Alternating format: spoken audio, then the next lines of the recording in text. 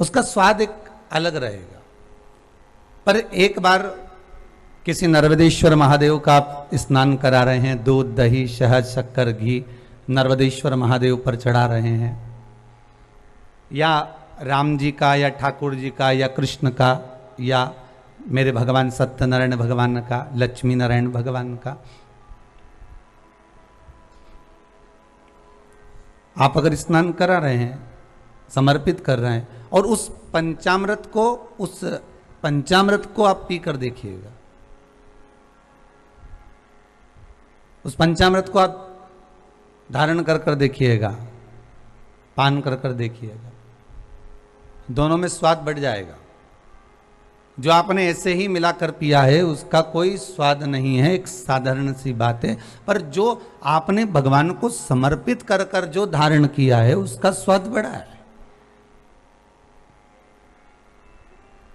अब केवल एक पंचामृत नहीं, एक केवल भगवान का प्रसाद ही नहीं, शिव महापुराण की कथा तो यहां तक कहती है कि इस शरीर पर आप जो वस्त्र भी धारण करें, भले आप साड़ी पहनते हैं, भले आप जो पैंट शर्ट जो जो धारण कर रहे हैं, आप जो वस्त्र आप पहन रहे हैं, यहां तक शिव महापुराण की कथा कहती है, भले वो 200 रुपए का हो, भले वो 100 रुपए का हो, 50 रुपए का हो, भले वो 500 रुपए का हो, पर एक बार जो वस्त्र आप धारण कर रहे हैं उस वस्त्र को पहले भगवान को समर्पित कर दो, और भगवान को समर्पित करने के बाद उसको अपने शरीर पर धारण कर लो। उसकी कीमत मात्र भगवान का स्पर्श करा देने पर अपने आप 4 गुनी हो जाती है, मात्र स्पर्श से।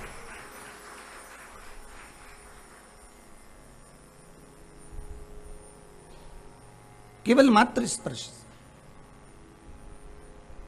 उसकी कीमत अपने आप बढ़ जाती है। और जब विचार करिएगा, एक वस्त्र की कीमत परमात्मा के चरणारविंद को मात्र स्पर्श करने से बढ़ जाती है, तो संसार का मानव यदि भगवान का मात्र स्मरण कर ले, स्पर्श कर ले, तो उसकी कीमत नहीं बढ़ेगी क्या? कीमत तो उसकी भी बढ़ेगी ना। पहले एक बात कही थी, आपको ध्यान में होगा,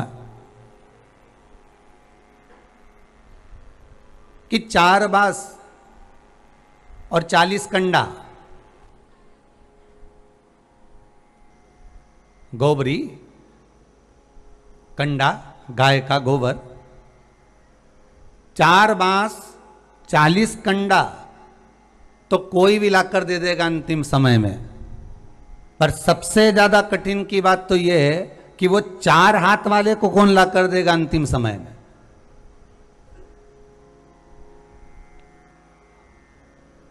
चार बांस और 40 कंडा तो कोई भी ला दिया है, 4 बांस और 40 कंडा तो कोई भी लाकर दे देगा, पर वो 4 हाथ वाले को बुलाना बड़ा कठिन, अंतिम समय में उसका स्मरण करना, अंतिम समय में उसको लाकर विराजमान करना, अंतिम समय में उसको लेकर आना, ये कितना कठिन।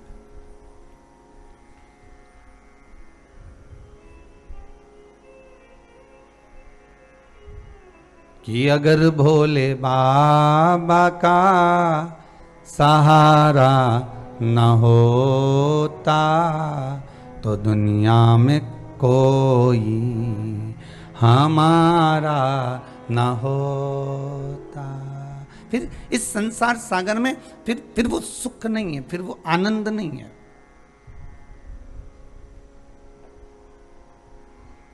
वो फल की प्राप्ति नहीं है। शिव पुराण कह रही है, शंकर की कथा कह रही है, शिव का अनुमोदन कर रहा है।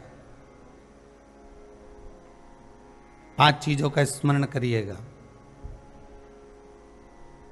दूध लक्ष्मी की वृद्धि कराता है, दही परिवार को एकत्रित करता है, शहद रोग बीमारी को दूर भगा देता है, घी घृत वंश की वृद्धि कर देता है। कोई घात मनुष्य के लिए आ रही है, कोई घात आ रही है, उसको रोक देता है।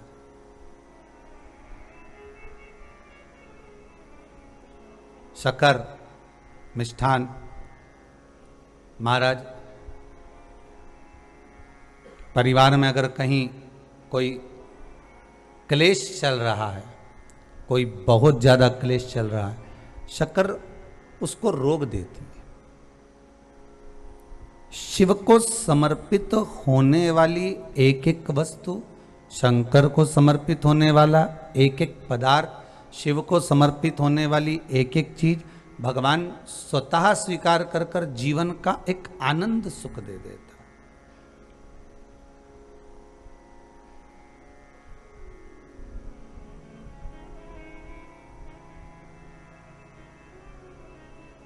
अपने आप में एक सुख प्रदान करता है।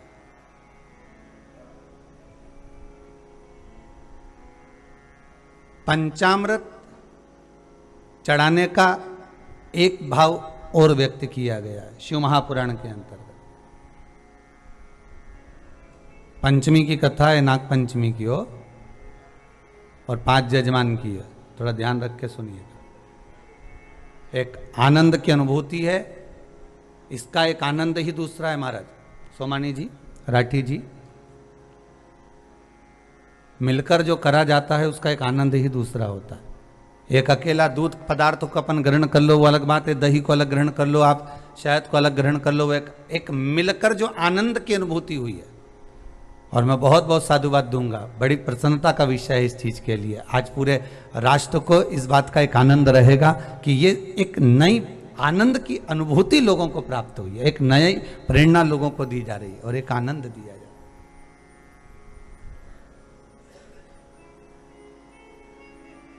सुख, पंचामृत को जोड़ा गया है भगवान की पंचायत से।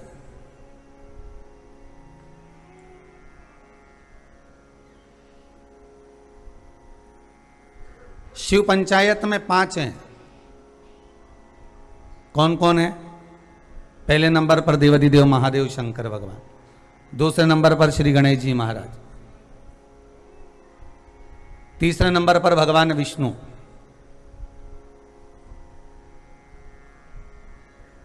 चौथे नंबर पर सूर्य नारायण भगवान भास्कर देव, और 5वें नंबर पर है मां दुर्गा भवानी। शिव पंचायत में ये 5 हैं। आपके नगर में, आपके गांव में, आपके शहर में भगवान शंकर के परिवार का तो मंदिर होगा। शंकर भगवान के परिवार का मंदिर का दर्शन तो आप बारंबार करते होंगे। पार्वती जी भी होंगी, गणेश जी भी होंगे, कार्तिकेय भी होंगे, नंदी भी होंगे, शिव भी होंगे। ये भगवान शिव का परिवार है। पर भगवान शंकर का जो पंचायत है, भगवान शिव की जो पंचायत है, उसमें 5 ये अलग। कभी आप लोग उज्जैन जाएं महाकाल की नगरी में, तो महाकाल की नगरी में जब पहुंचे तो बाबा से विनय कर कर जाना कि बाबा हम महाकाल की नगरी में आए, ऐसी कृपा कर दो कि हमको शिव पंचायत का दर्शन हो जाए। महाकाल उज्जैन में एक मंदिर में, बाबा महाकाल के एक मंदिर के एक आनंद में पंचायत भगवान की विराजमान है, उसका भी दर्शन। जैसे दूध का कर्म अलग है, दही का कर्म अलग है, घृत का कर्म अलग है, शक्कर का कर्म अलग है, शहद का कर्म अलग है, उसी तरह हमारे देवताओं को भी एक एक अलग अलग क्रम बांटा गया कि आपको ये संभालना है। आप इस इंद्री के देवता हो, आपको मन पर विराजमान होना है, कि आपको नेत्र पर विराजमान होना है, कि आपको कहाँ भुजा पर विराजमान होना है, हस्त कमल पर विराजमान होना है, आपको कर्ण पर विराजमान होना है। जैसे गौ माता का एक फोटो आप लोग बार बार देखते होंगे, जितने लोग आस्था चैनल पर कथा सुन रहे हैं, जितने आप मोबाइल पर सुन रहे हो, फेसबुक यूट्यूब पर कथा सुन रहे हो, आपने गौ माता का एक फोटो देखा होगा, चित्र देखा होगा कि गौ माता के शरीर में कहां कहां कौन कौन से देवता विराजमान है।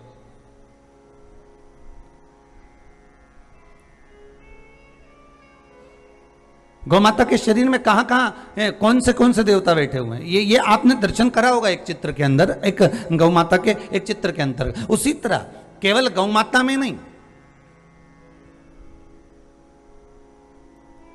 केवल एक अकेले गौ माता में नहीं, यहां तो शिव महापुराण की कथा कहती है, स्कंद पुराण कहती है, अग्नि पुराण कहती है,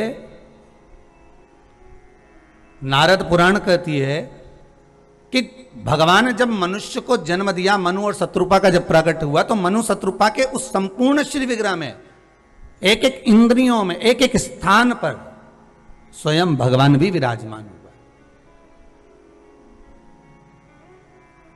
आप बहुत अच्छे से ध्यान दीजिएगा महाराज। दुनिया के लोग कहते हैं तो गलत क्या कहते हैं कि आप में भी राम है, मुझ में भी राम है, तुझ में राम मुझ में राम, सब में राम समाया है, जित देखो उत राम की ही माया है। जहां देखोगे वहीं पर राम है महाराज, हर जगह पर राम जी विराजमान है, अपने भीतर भी उसके भीतर भी, एक जलचर में भी, एक थलचर में भी, एक वायुचर में भी, हर जगह पर वो परमात्मा विराज। तो उस क्यों कहा गया कि परमात्मा हर एक में? उसका कारण हर इंद्री के अंतर्गत, हर स्थान पर, इस मानव के प्रत्येक अंग अंग में 33 कोटि देवताओं का स्थान है। आपको नेत्र पर विराजमान होना है।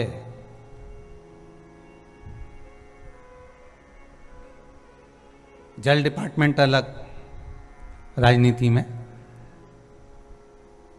विद्युत विभाग अलग राजनीति में, ये इसके मंत्री हैं, ये इसके मंत्री हैं, ये इसके मंत्री हैं। और शिव महापुराण भी वही कर रही है कि सांसारिक मानव को जब भगवान जन्म देता है, माता के गर्भ से जब प्रकट करता है, माता के गर्भ से जब पैदा करता है, माता के गर्भ से जब प्रसव करता है, इस मनुष्य की एक एक इंद्रियों में एक एक देवता विराजमान हो जाता है।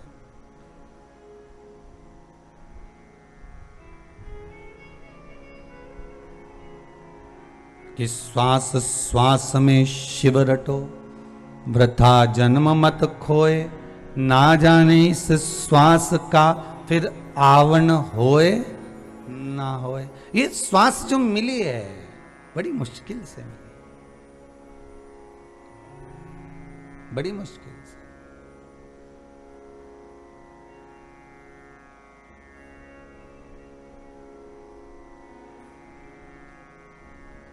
और ये तो कोई वस्तु है तो आप बाद में भी प्रयोग में ले सकते हो। बहुत ध्यान दीजिएगा महाराज। कोई वस्तु है ना, कोई साड़ी तुम्हारे पास में रखी है तो तुम सोचोगे इसको मैं बाद में पहन लूंगी। कोई रकम रखी है तो तुम सोच लोगे इसको मैं बाद में पहन लूंगा। कोई जूता रखा हुआ है इसको मैं बाद में पहन लूंगा। कोई खाने की वस्तु इसको मैं बाद में खा लूंगा।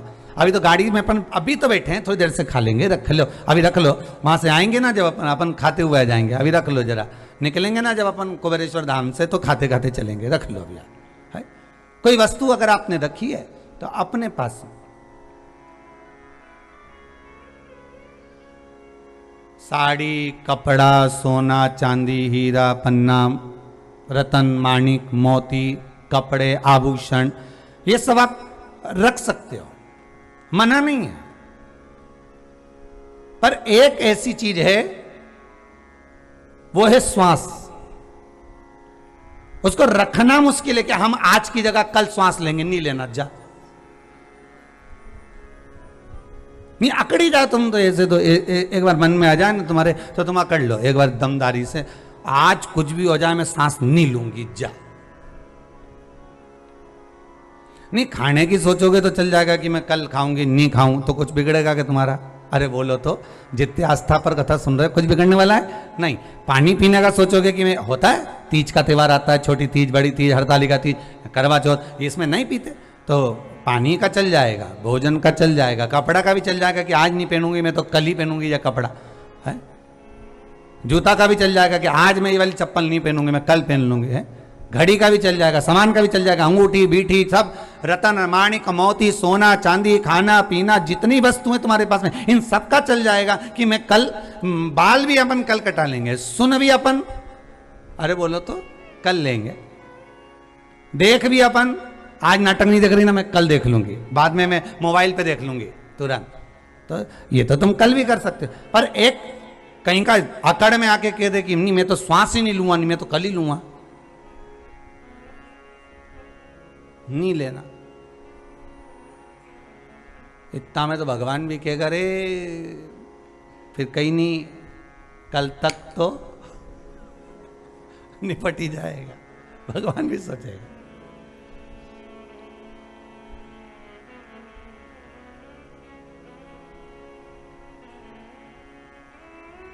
नाम हरि का हृदय से न भूलो,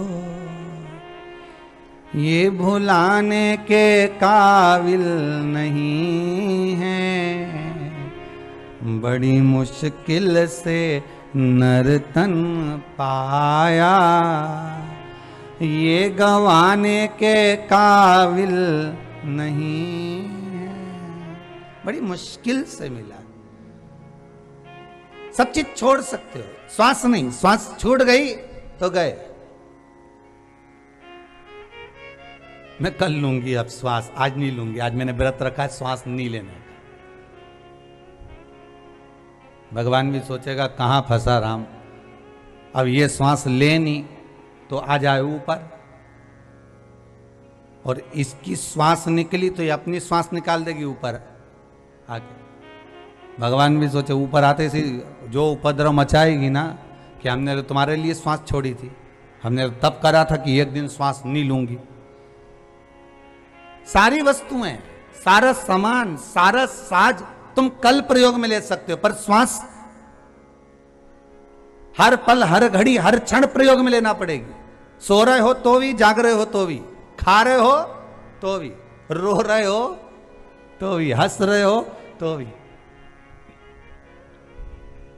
बस शिव महापुराण की कथा यही कह रही है कि श्वास लेना जरूरी है, हर पल, हर घड़ी, हर क्षण शरीर के लिए।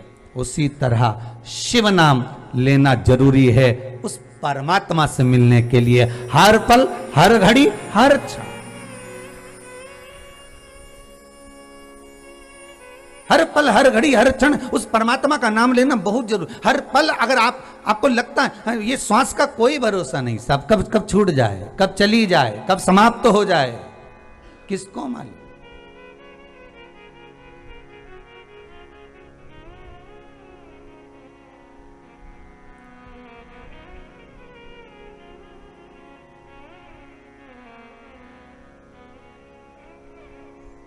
श्वास श्वास में शिव रटो, वृथा जन्म मत खोए, ना जाने इस श्वास का फिर आवन होए ना होए। इसलिए कहा शिव शिव शिव शिव रट ले रे बंदे, जीवन है बस थोड़ा, दौड़ा जाए रे समय का घोड़ा, दौड़ा जाए रे समय का घोड़ा। शिव शिव शिव शिव रट ले रे बंदे, जीवन है बस थोड़ा, शिव शिव शिव शिव रट ले रे बंदे, जीवन है थोड़ा। शिव शिव शिव शिव रट ले रे बंदे, जीवन है बस थोड़ा, शिव शिव शिव शिव रट ले रे बंदे, जीवन है बस थोड़ा, तोड़ा जाए रे समय का घोड़ा, दौड़ा जाए रे समय का घोड़ा। दौड़ा जाए रे समय का घोड़ा, ओ दौड़ा जाए रे समय का घोड़ा। भाव से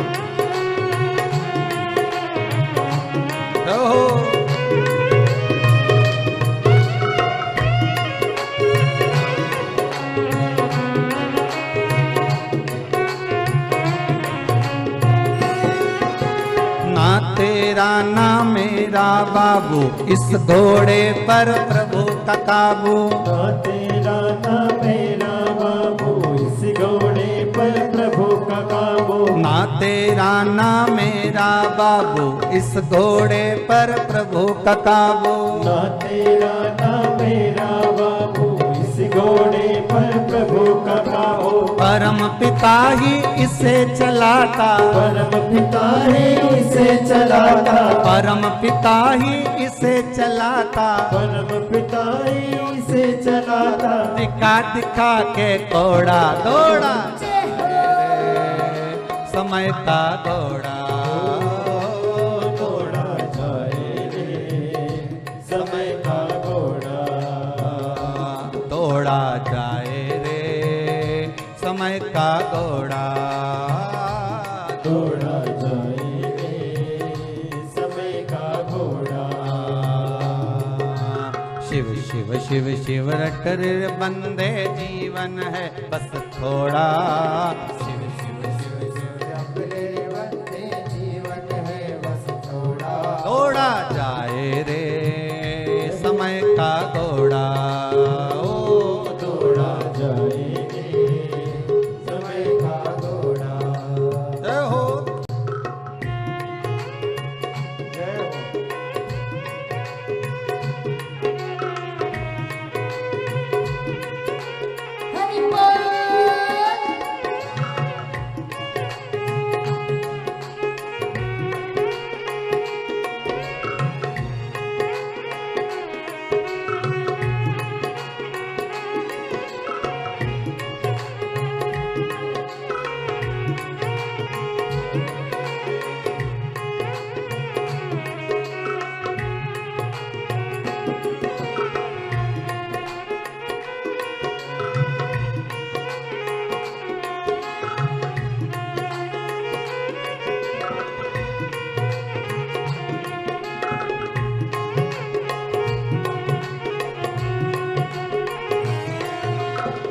हो।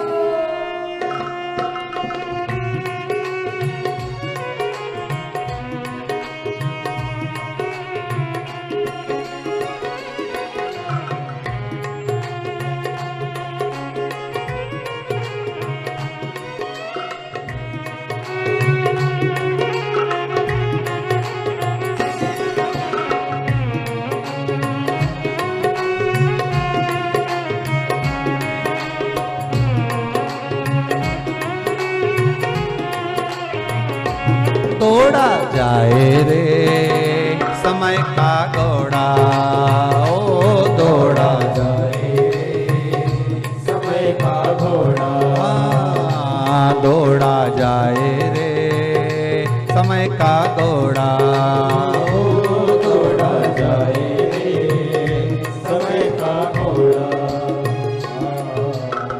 भगवान शिव की कथा कह रही है, शंकर का अनुमोदन कर रहा, शिव स्मरण कर रहा। श्वास चल रही है, जितनी श्वास चले उतना शिव का स्मरण करते रहो, जपते रहो। हर पल, हर घड़ी, हर क्षण शंकर का अनुमोदन जरूरी है।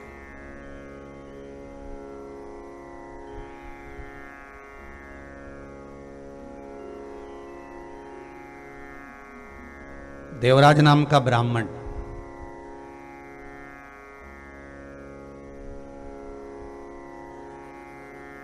चौरी में थोड़ा सा लग गया।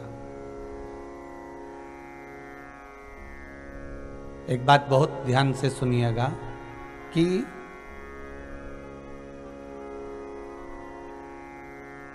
तुमने विचार करा कि मुझे ये गाड़ी लेना है या मुझे ये सामान लेना है। लेने गए थे सफेद कलर की, आ गई लाल कलर की। कई बार मार्केट में आप भी जाते होंगे, बाजार घूमने गए और कपड़े की दुकान पर जाकर बैठे और उसने बहुत सारे कपड़े दिखाए आपको, बहुत सारे सूट दिखाए, बहुत सारी सामग्री दिखाई।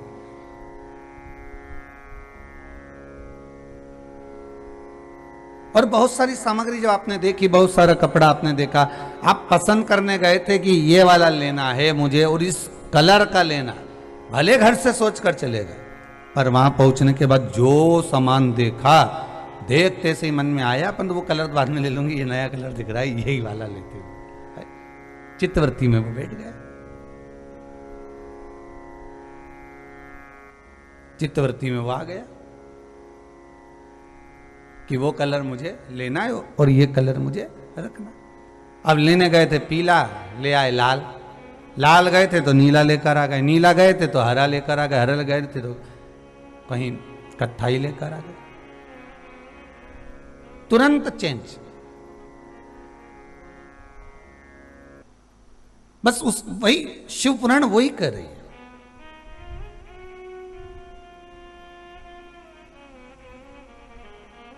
इस चित्तवृत्ति में, इस आत्मा के लिए, इस मन के लिए, श्वास के लिए आज चल रही है, कर चले ना चले, हर पल हर घड़ी, ये जरूरी नहीं है। हम फिर निवेदन करेंगे, हम ये नहीं कहेंगे कि आप शंकर ही भजो, हम ये भी नहीं कहेंगे कि आप राम ही भजो, क्योंकि तुलसी बाबा ने तो रामचरितमानस में भी लिख दिया था, कलयुग केवल नाम आधारा, राम नहीं लिखा, उन्होंने लिखा नाम आधारा। कलयुग केवल नाम आधारा, सुमर सुमर नर उतरहि पार। कलयुग में केवल नाम की आधारशिला रखिए। राम जप लो, कृष्ण जप लो, शिव जप लो, भवानी जप लो, तुम्हारा मन पड़े उसे जपो, जिससे तुम्हारी अच्छी पटे उसको जप लीजिए।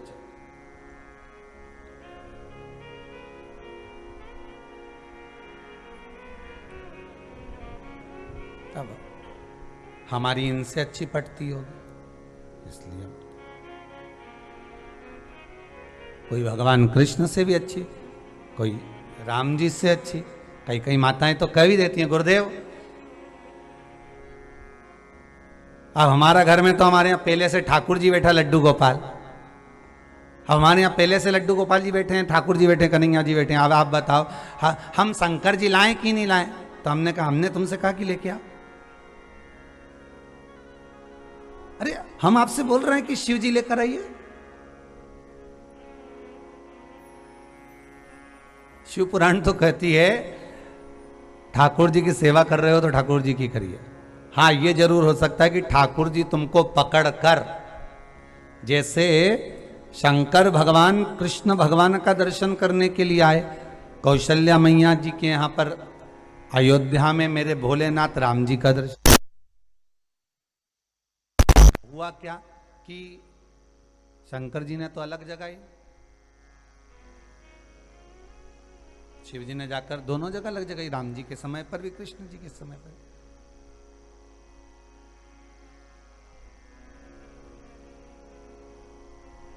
बहुत आवाज लगे,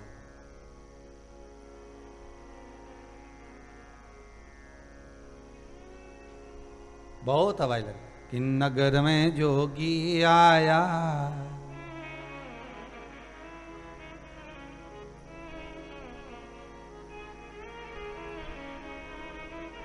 भगवान के सामने जाकर खूब, यशोदा मैया के सामने खूब लगे कि नगर में जोगी आया, वेश कोई, जम के तो बोलो, समझ न पाया, सबसे बड़ा है तेरा नाम भोलेनाथ भोलेनाथ भोलेनाथ। भगवान शिव आवाज लगा रहे हैं यशोदा जी के दरवाजे पर, भगवान शिव आवाज लगा रहे हैं कौशल्या मैया के दरवाजे पर, शंभो। जो आवाज लगाया, यशोदा जी बाहर जाकर दर्शन करी, बाबा के गले में नाग पड़ा हुआ है, जटा जूट बने हुए हैं। अब ईमानदारी से बोलो, कोई ऐसा जटा जूट बांधकर, भस्म रमाकर, खूब श्रृंगार कर कर और भयंकर रूप रखकर, नैनों में सुरमार, माथे पर तीसरी नेत्र लगाकर और नेत्र लगाकर और मुंडों की माला पहनकर कोई तुम्हारे यहाँ सवेरे सवेरे मॉर्निंग में आ जाए और आते से कह दे गुड मॉर्निंग कराए और कह दे प्रातः का वंदन।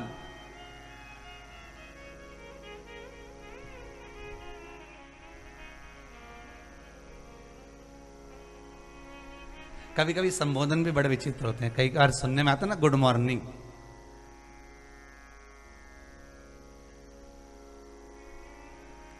गुड मतलब अच्छी,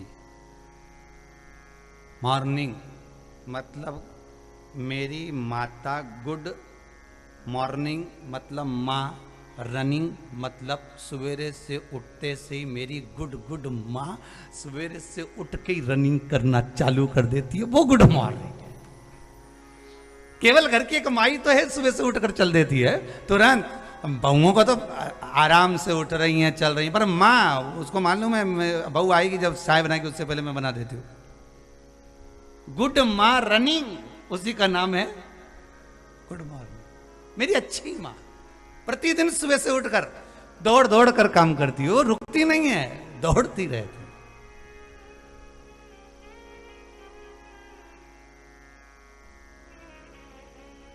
अब सुबह से ऐसा रूप रखकर कहीं कहा जाए, भयंकर बाबा जी का रूप रखा। अब शिव जी तो शिव जी, जो अपने ससुराल गए तो सच के नहीं गए। भगवान भोलेनाथ जब अपने ससुराल गए थे कितना प्रयास करा था भगवान शंकर के लिए, कितना प्रयास। लक्ष्मी मैया ने तो शुद्ध भगवान विष्णु से कह दिया था, प्रभु जी भगवान की शादी है तो कहीं थोड़ा और श्रृंगार विंगार करा दो। तो भोलेनाथ जी का श्रृंगार हो, भगवान विष्णु बोले उनके पास बहुत अच्छे अच्छे पार्लर चलाने वाले हैं, नंदी भृंगी श्रृंगी जितने हैं वो सब भारी है, हो चिंता मत करो, सब तैयार कर देंगे। और क्या जोरदार तैयार करा, जटाजूट बांध बुना के उस पे चांद को रख कर, और गले में सांपों की माला, कानों में जोरदार बिच्छू। हमेशा तो इतना बड़ा पहनते थे, अब की बार बड़ा बड़ा लाए क्योंकि शादी है।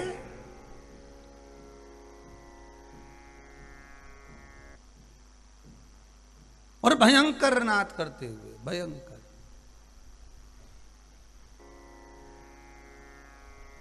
वो तैयार बाबा तो यशोदा जी के दरवाजे पर पहुंचे तो थोड़ी ना ऐसे पहुंच गए थे, अच्छा बढ़िया सज धज के वैसे भी कहीं जाओ तो थोड़ा बहुत तो कुछ नहीं तो ऐसे ऊंचा ऊंचाया बाल पे कंगा फेर लो, हैं भले चोटी करिए अपन डबल से नहीं कराए, परंतु ऊंचा ऊंचाए पे फेर पूरा के, और बढ़िया जोरदार थोड़ा सा पाउडर का डब्बा सा पाउडर गिराया, लपेट लपेट के बोझ जा।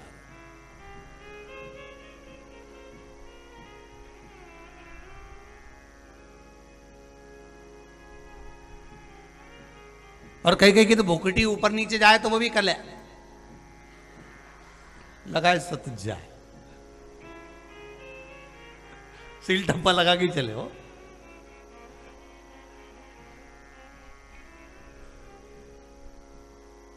अब यशोदा जी के यहां पहुंचे। अब यशोदा मैया ने जो देखा बाबा को तो यशोदा मैया ही डर गई, तो अब लाला नहीं डरेगा। यशोदा मैया से कहा हमको लाला का दर्शन करा दो। यशोदा जी बोली बाबा पहले तुम्हारा दर्शन किसी ने करा कि नहीं करा वो बता दो, हम तो करा देंगे लाला का दर्शन, पर तुम्हारा दर्शन किसी ने करा कि नहीं करा। इतने में बाबा बोले हमारा दर्शन करने के लिए तो जगदम्बा दिन रात बैठी रहती है। ओ कौन जगदम्बा? बाबा अगर बता दे कि मैं शंकर तो दर्शन तो हो ही नहीं, तो बाबा हमें ऐसे दर्शन नहीं करा सकते। अब देखिए ललकता किसको बड़ी, इधर शिव को ललकता है भगवान के दर्शन की। भगवान को मालूम पड़ा भोलेनाथ आए हैं तो भगवान कृष्ण रोना प्रारंभ कर दिए मिलने के लिए परमात्मा से।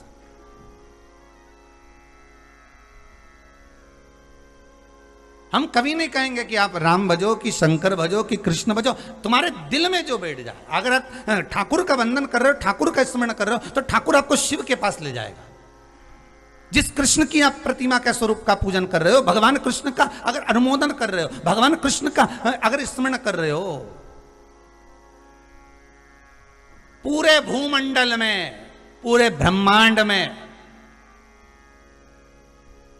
पूरे ब्रह्मांड में सबसे पहली अगर कोई मूर्ति थी, पहला अगर प्रतिबिंब था तो भगवान शंकर का ही शिवलिंग था। इसके सिवाय ये मूर्तियां मंदिर में देवताओं में ये सब बाद का क्रम हुआ, ये सब बाद में, पर सबसे पहले सतयुग के अंतर्गत से प्रारंभ।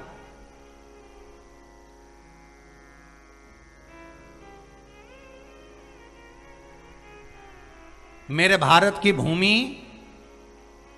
इस भारत माता की गोद को, इस भूमि को कहीं से भी खोद कर देख लेना, इसमें कहीं ना कहीं कुछ मिले ना मिले पर मेरा शंकर का शिवलिंग जरूर मिलेगा। क्योंकि इस ब्रह्मांड का सबसे पहला अगर प्रतिबिंब कोई है, कोई देव अगर है तो वो देव आदिदेव महादेव है। काशी के पास में खुदाई चल रही थी तो वहां से भी शंकर भगवान का एक स्वरूप निकला। उज्जैनी महाकाल मंदिर में भी अभी खुदाई चल रही है तो उसमें भी आपने दर्शन करा होगा, एक शिवलिंग का स्मरण निकला। अयोध्या में भी जब नींव के लिए खुदाई चल रही उसमें भी शंकर का शिवलिंग प्राप्त हुआ। शिव कहां नहीं है साहब, भारत की भूमि के ब्रह्मांड में कहीं पर भी, इस भारत माता की गोद को कहीं पर भी अगर आप खोदेंगे तो वहां शंकर मिलेगा।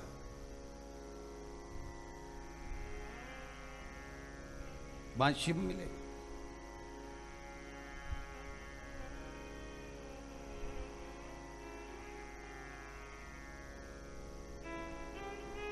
बस उसका स्मरण जब आप करते रहें कि राम कहो मुख में जीवा है कि नहीं।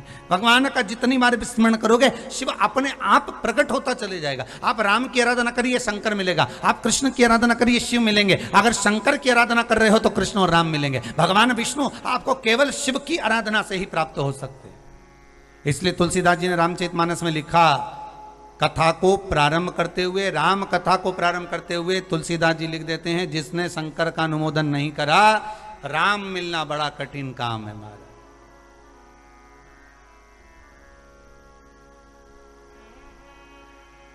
कलयुग केवल नाम आधारा, कलयुग में केवल नाम की आधार। आप जिसको बजना चाहे, आपकी चित्तवृत्ति से आप जिसे बचे।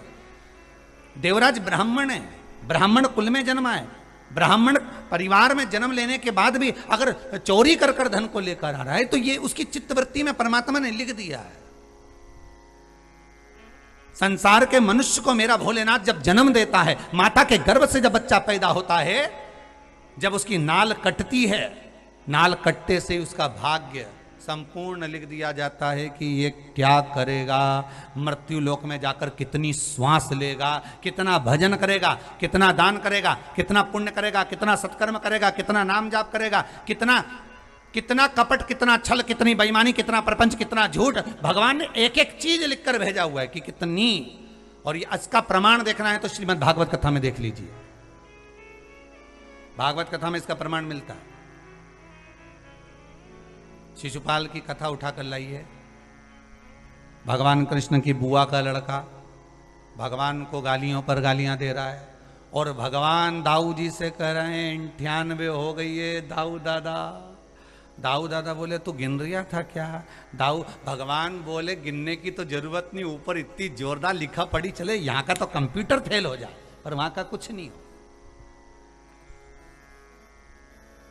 अरे यहां तो ऑफिस में से फाइल भी गायब हो जाए साहब, वहां तो गायब ही नहीं होती। नहीं, तुम एक आध दिन यमराज आ जाए बंदी बनाने और तुम चित्रगुप्त महाराज को देखकर कह देना ये तू एक काम कर 5 लाख रुपए ले जा, हमारी फाइल गायब कर दे ऊपर से।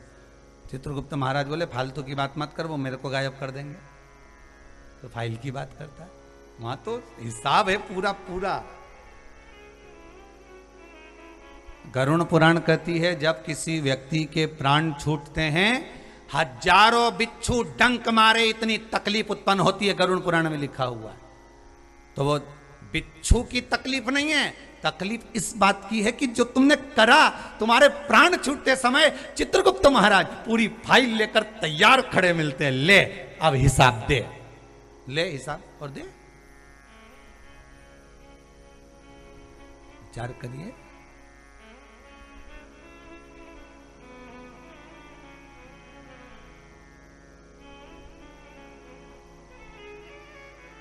एक एक चीज का हिस्सा।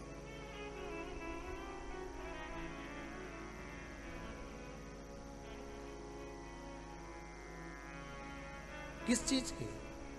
शिव के भरोसे छोड़कर चलो, शंकर के अनुमोदन में छोड़कर चलो। और शिव स्मरण में जब छोड़कर चलोगे तो वो जीवन का एक सुख देगा, एक आनंद देगा।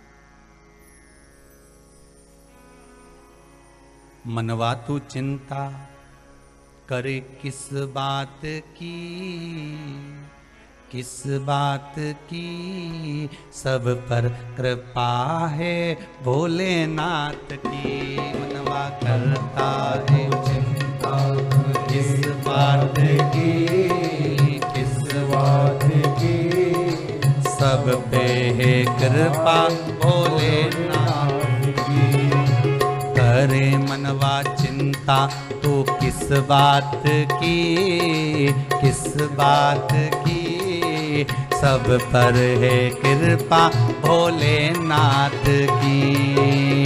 करता है चिंता तो किस बात की, किस बात की, सब पर है कृपा भोलेनाथ की।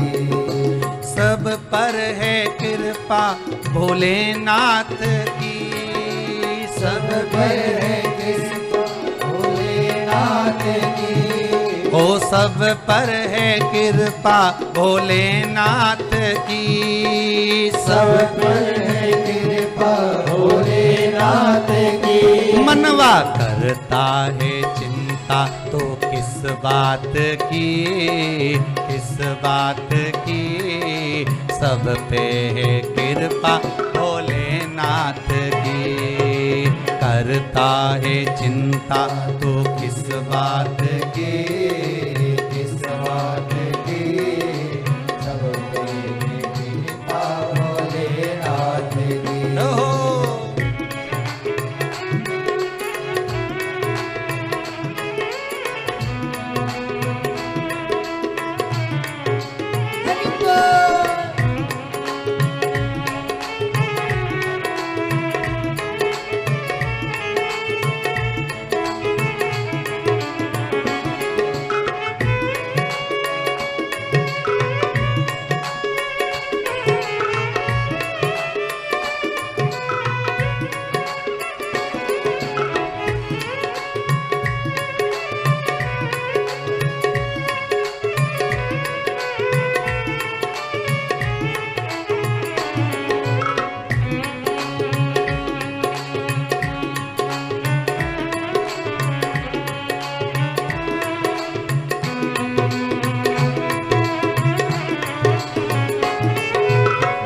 झिम फुआरे बरसात की, बरसात की, सब पे कृपा है भोलेनाथ की।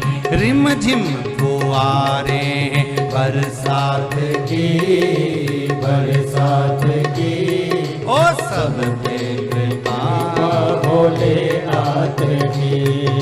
सब पे कृपा है भोलेनाथ की, सब पे है कृपा भोलेनाथ की। ओ सब पर है कृपा भोलेनाथ की, सब पर है कृपा भोलेनाथ की। मनवा करता है चिंता तो किस बात की, किस बात की, सब पर कृपा है भोलेनाथ की। करता चिंता तो किस बात की, किस बात की, सब पर है कृपा भोलेनाथ की।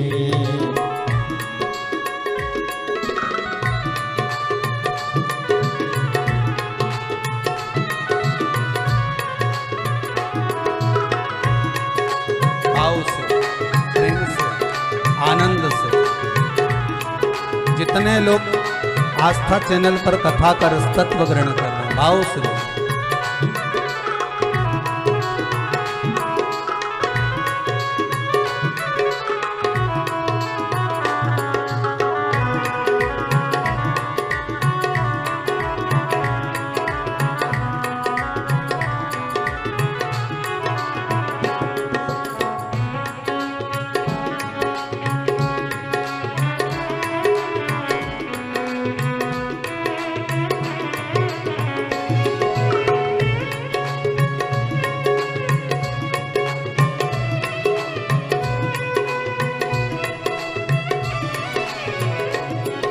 आई सावन की बेला रुत मास की, रुत मास की, घर घर में पूजा भोलेनाथ की। आई की बेला रुत मास की, रुत मास की, हर घर में पूजा भोलेनाथ की। आई है बेला सावन की रुत मास की, रुत मास की, हर घर में पूजा भोलेनाथ की। घर घर में पूजा भोलेनाथ की। हर घर में पूजा भोलेनाथ की। मनवा करता है चिंता तो किस बात की, किस बात की, सब पर कृपा है भोलेनाथ की। मनवा करता है चिंता तो किस बात की, किस बात की, सब पे है कृपा भोलेनाथ की। हाँ, सब पे है कृपा भोलेनाथ की, सब पे है कृपा भोलेनाथ की।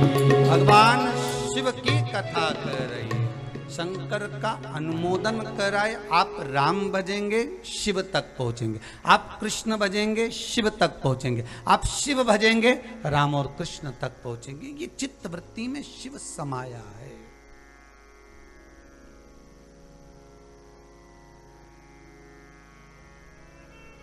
शंकर के भजन में, शिव के स्मरण में डूबे। देवराज ब्राह्मण है, प्रवृत्ति थोड़ी सी गलत हो गई। जन्म के समय पर लिख दिया जाता है कि आपको क्या करना है, क्या धरना है, कितनी श्वास लेना है, क्या करना है। शिशुपाल की गालियां तक गिनी गई थी कि इतनी रह गई है, तो क्या अपनी नहीं गिन रहा होगा ऊपर बैठकर? हिसाब का पक्का है। तुम ऊंचा नीचा कर सकते हो, वो नहीं करेगा बिल्कुल। फिर याद कर लो, एक मां अपने बेटे को 100 रुपए लेकर भेजती है, जा सरफ की थैली लेकर आओ, 30 रुपए की आई है। माँ हिसाब लेगी कि नहीं लेगी? वापस आएगा, कितने की लाया बेटा? मम्मी 30 रुपए की, बाकी के पैसे ये रहे, ये 70 रुपए पकड़ो। जब वो एक मां, एक घर का पिता अपने बच्चे से 100 रुपए का हिसाब ले सकता है, तो वो भी तो 100 साल का लेगा कि नीचे जाकर भजन कितना किया था, दान कितना करा, पुण्य कितना करा, स्मरण कितना करा, कितनी श्वास गवाई और कितनी श्वास में राम गुण गाई, पूछेगा, हर बार पूछेगा। बोल रे बेरू बोल, पूछेगा।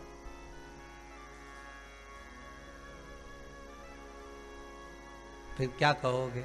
हम तेरी दुनिया में आकर खो गए, कर न पाए हरि भजन और सो गए। फिर कहोगे भेजा था तो तूने भजन के लिए था, पर क्या करूं, जब जब भोजन करता था, जैसे ही 1 बजे भोजन किया, फिर तो 2 घंटा की तो नींद चाहिए, और ऊपर से ये सियोर वाला महाराज 1 बजे ही आ गया। अब रोज तो आस्था चैनल पर 2 बजे कथा आ रही थी और मालूम पड़े आज 1 बजे से आ गई। अब बताओ, इधर से खाने से निपटो, भोजन करके, ऊपर से ये टीवी नहीं देखो तो दिल नहीं माने। 2 दिन कथा नहीं हो, 1 दिन 2 दिन तो लोगों के ऐसे फोन आना चालू हो जाते हैं, ऐसे हमारा तो जीवड़ा नहीं लग रहा, हमारा तो मन नहीं लग रहा। अब तुम्हारे जीवड़ा के चक्कर में गला का करें, ये तो बताओ। अब तुम तो कह दो हमारे तो मन ही नहीं लग रहा, अब क्या करें। वो तो आस्था चैनल वालों का भला हो, जो एक दिन बीच में भी गैप हो गया तो पुरानी कथा लगा दी, पर लगा दी उनने कि इनका जीवड़ा लग जाए।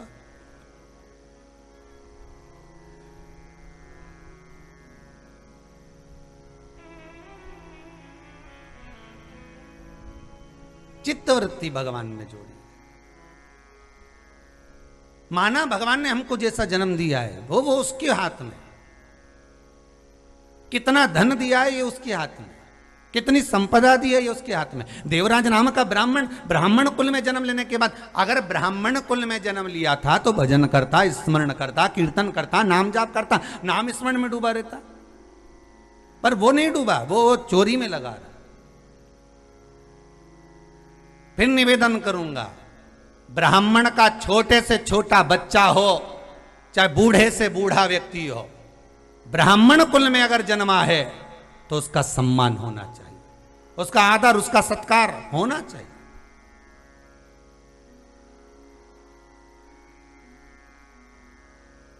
वो पैंट शर्ट भी पहन रहा है ना, है तो ब्राह्मण ना। वो धोती कुर्ता भी पहन रहा है तो है तो ब्राह्मण ना, है तो ब्राह्मण।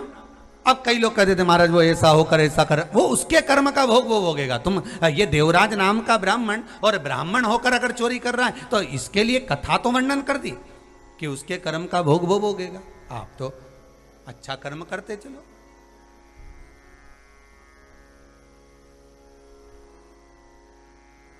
जो मिला है शरीर, इसके माध्यम से कुछ अच्छा कर चलो। उसने बेकार कर्म करा तो उसकी निंदा नहीं होना, उसने अच्छा कर्म करा ठीक है, बाबा की कृपा है, बहुत अच्छा, पर निंदा का फल। देवराज नाम का ब्राह्मण धन लेकर गया, शिव मंदिर के अंदर बैठ गया, शंकर के मंदिर में अंदर बैठकर उसको तपन हो रही है, बुखार आ रहा है, शरीर तप रहा है। एक बात बहुत सुंदर कही गरुड़ पुराण के अंदर, जब व्यक्ति के शरीर में रोग होता है ना,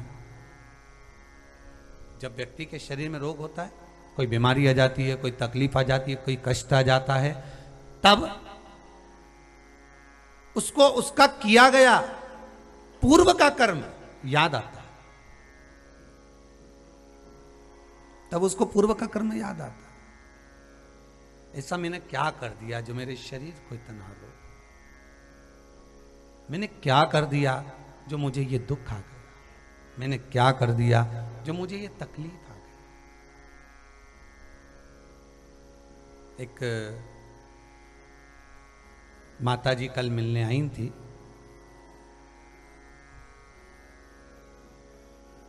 एक कोरोना महामारी में उनके पति शांत हो गए, रो रही थी, गुरुदेव कौन सा कर्म करा मैंने, कौन सा कर्म।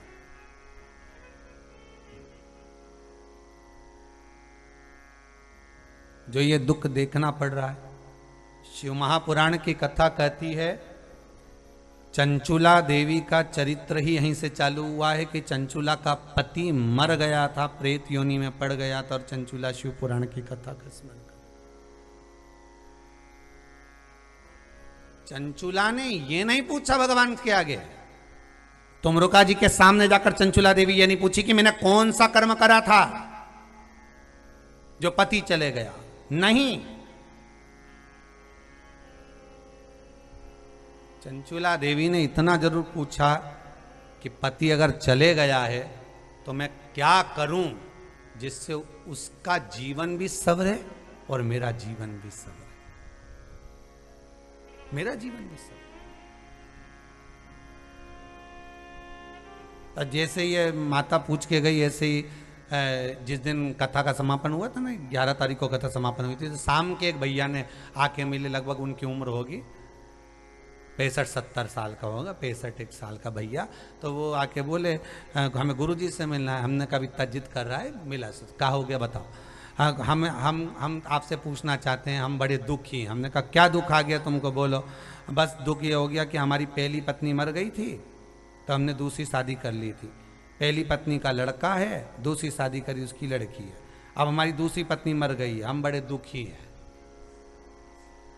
तो हमने क्या चाहते हो? अब हमारा मन है कि हम एक शादी और कर लें।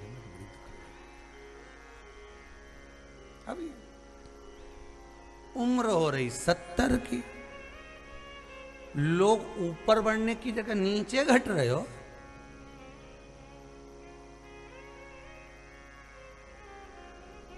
हमने कहा अगर चली गई, शांत तो हो गई, उसके बच्चे हैं, उनकी परवरिश करिए।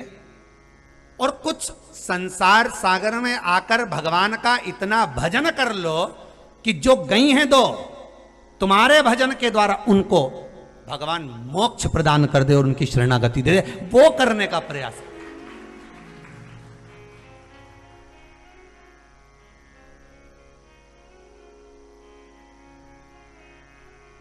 वो चली गई। अब हम मना नहीं है, तुम्हारे पास में अगर जमीन जायदाद है, गाड़ी बंगला है, खूब धन है, तो मिलना में तो कई देरी लगे, तो कई मिल जावे, परंतु दिक्कत इतनी सी है, बस उसका स्मरण करिएगा। जितना बचाया, जितना रह गया, अब वो शिव को दे दो, आप शंकर को समर्पित कर दो, आप राम को, कृष्ण को, भगवान की भक्ति को समर्पित कर दीजिए, आप उसका स्मरण में लग जाइए। चंचुला देवी ने एक बार नहीं कहा शंकर भगवान के सामने, एक बार नहीं कहा पार्वती जी के सामने, एक बार नहीं कहा तुमरका जी के सामने कि मेरा दोष क्या है। दोष क्या, आए हो सो जाएगा। जिस दिन तुम्हारी श्वास पूरी हो गई, ये जरूरी नहीं कि ये पहले गया कि वो बाद में गया, श्वास जिसकी पूरी हो गई, जितना लिखा कर लाए हो उतना ही मिलना।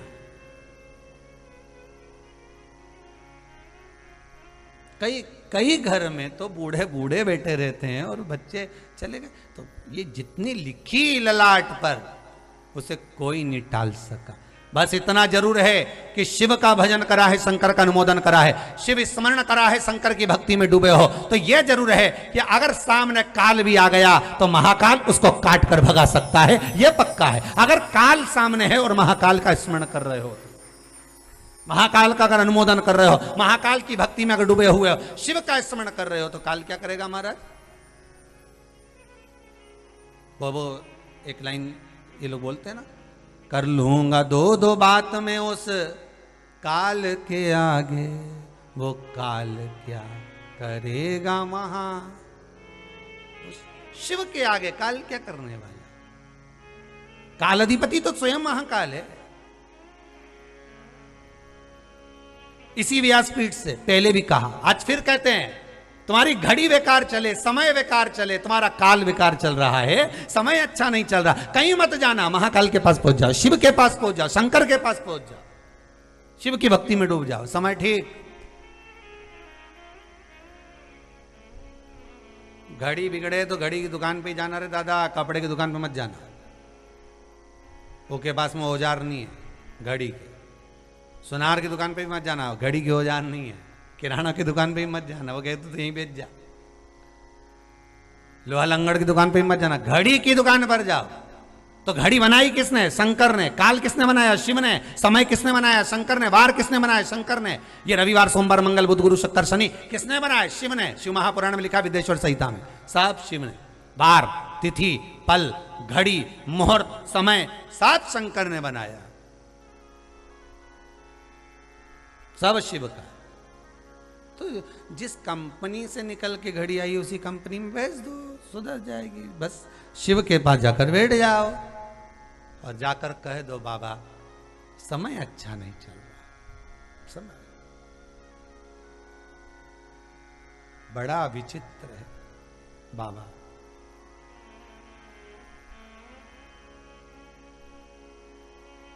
शंभो, जीवन में तूने जो समय दिया है ना, ये बड़ा अनमोल है। जब समय अपना होता है तो सारी दुनिया अपनी होती है, जब समय पराया हो जाता है तो जो अपने भी हैं वो भी पराये हो जाते। समय बड़ा विचित्र, बड़ा विचित्र।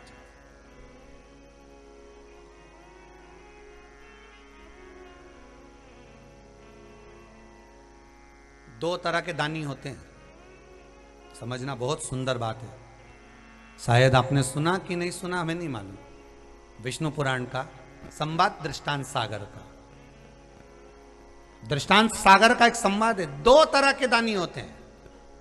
एक अपने दरवाजे पर इतना बड़ा भगोना लेकर बैठता है, खूब देता है, लो साहब, लो साहब, लो साहब, लिए जाओ साहब, लिए जाओ साहब, लिए जाओ साहब।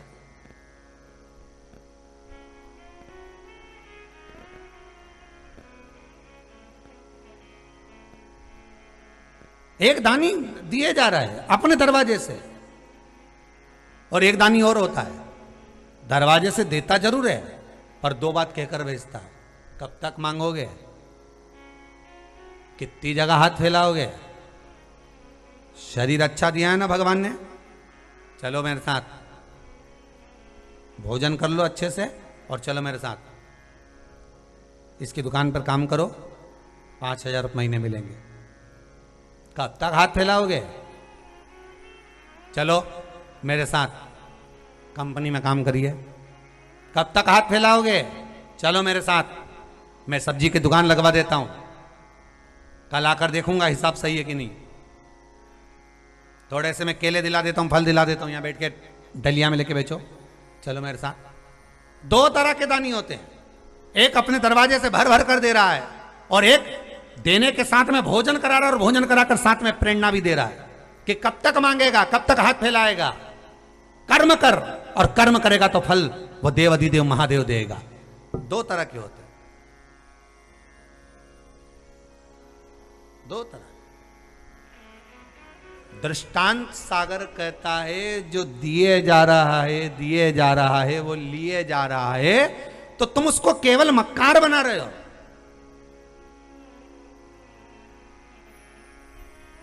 तुम उसको कमाना नहीं सिखा रहे, पर देने के साथ में भरपेट भोजन कराने के बाद उसको अगर कह रहे हो कि चल ये काम कर, चल इस दुकान में काम कर, चल ऐसा कर्म कर, उसको तुम जीने की एक राह दे रहे हो, फिर वो मांगेगा नहीं, फिर वो मांगेगा नहीं। ध्यान रखिए, फिर मांगने वाला नहीं। महाराज फिर उसके मांगने का काम समाप्त। फिर वो क्या करेगा? उसको अगर राह मिल गई, उसने अगर स्मरण कर लिया, उसके जीवन में यह बात उतर गई, फिर वो नहीं मांगेगा। फिर क्या करेगा? मेहनत।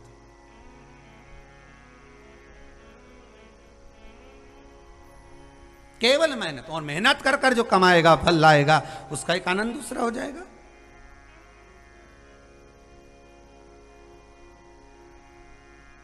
सुख के साथी हजारों हैं, जब दुख पड़ा तब कोई नहीं। कौन मिले?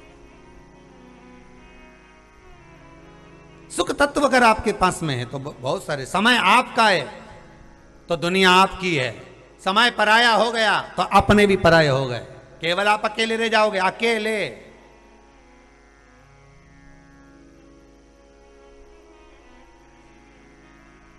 फिर वही बात आ गई, सुख का भोग सब भोगेंगे, दुख का भोग तुझे अकेले ही कर्म का भोग भोगना पड़ेगा, अकेले।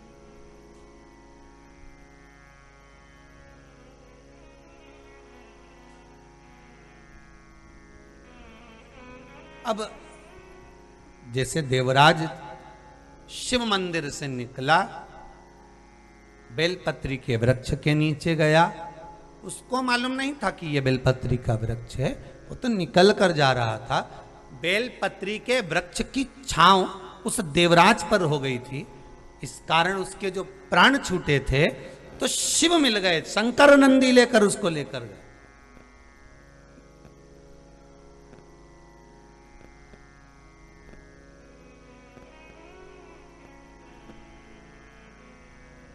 शिव लेकर जा रहे, शंकर नंदी पर चढ़ा हुआ, हाथ में डमरू और त्रिशूल लिया हुआ, सिर से गंगा की धार बह रही थी, नयन विशाल,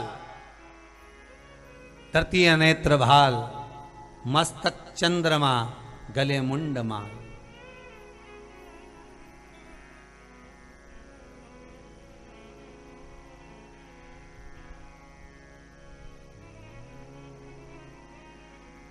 बड़ा सुंदर है। कर्पूर गौरम करुणावतारम संसार सारम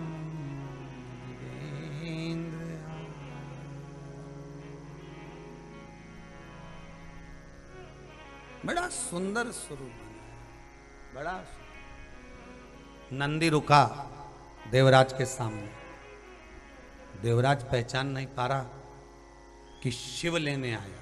मैंने तो कोई ये सब पुण्य करा नहीं। कभी कभी अचानक, अनायास, अचानक, तुम सोचे भी नहीं थे, विचार भी नहीं करा था तुमने, और कोई ऐसा व्यक्ति, कोई ऐसा काम तुम्हारे सामने हो जाए, आश्चर्य में पड़ जाओगे ये हो कैसे गया। छोड़ दिया था हमने तो, आस ही निकाल दी थी, आस ही छूट गई थी, फिर हुआ कैसे। इससे पहले वाली कथा में छठे दिन कहा था, आप कथा संभालो, भगवान आपका काम संभालेगा, घर संभालेगा, तुम चिंता मत करो, तुम तो जाओ। तुम तो, वो कहती है ना, जो घर में भोजन वगैरह बनाती है ना माताएं, तो वो कह देती हैं तुम जाओ आंटी जी, आप जाओ, आप तो एंजॉय करो, माता पूजन का, शादी का एंजॉय करो, हम यहाँ सब संभाल लेंगे। तो भगवान भी कहता है तू जा, कथा संभाल, तू भगवान का भजन कर, स्मरण कर, दान कर, पुण्य कर, संकीर्तन कर, बाकी का काम मेरा, मैं संभाल लूंगा, जा तू तो जा।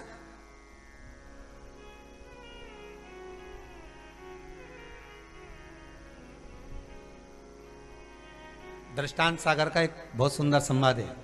एक ब्राह्मणी थी जिसका पति घर में नहीं था, केवल एक बच्चा छोटा सा 6 वर्ष का बालक उसके साथ में रहता था। और उसके पति ने उसको एक बात जरूर कही थी कि मान लो जीवन है तुम्हारा और हमारा, अगर मान लो हम पहले चले गए, तुम पहले चले गए, किसी का भरोसा नहीं, पर एक बात याद रखना, दुनिया का सब व्यक्ति चले जाता है, शरीर सबके छूट जाते हैं।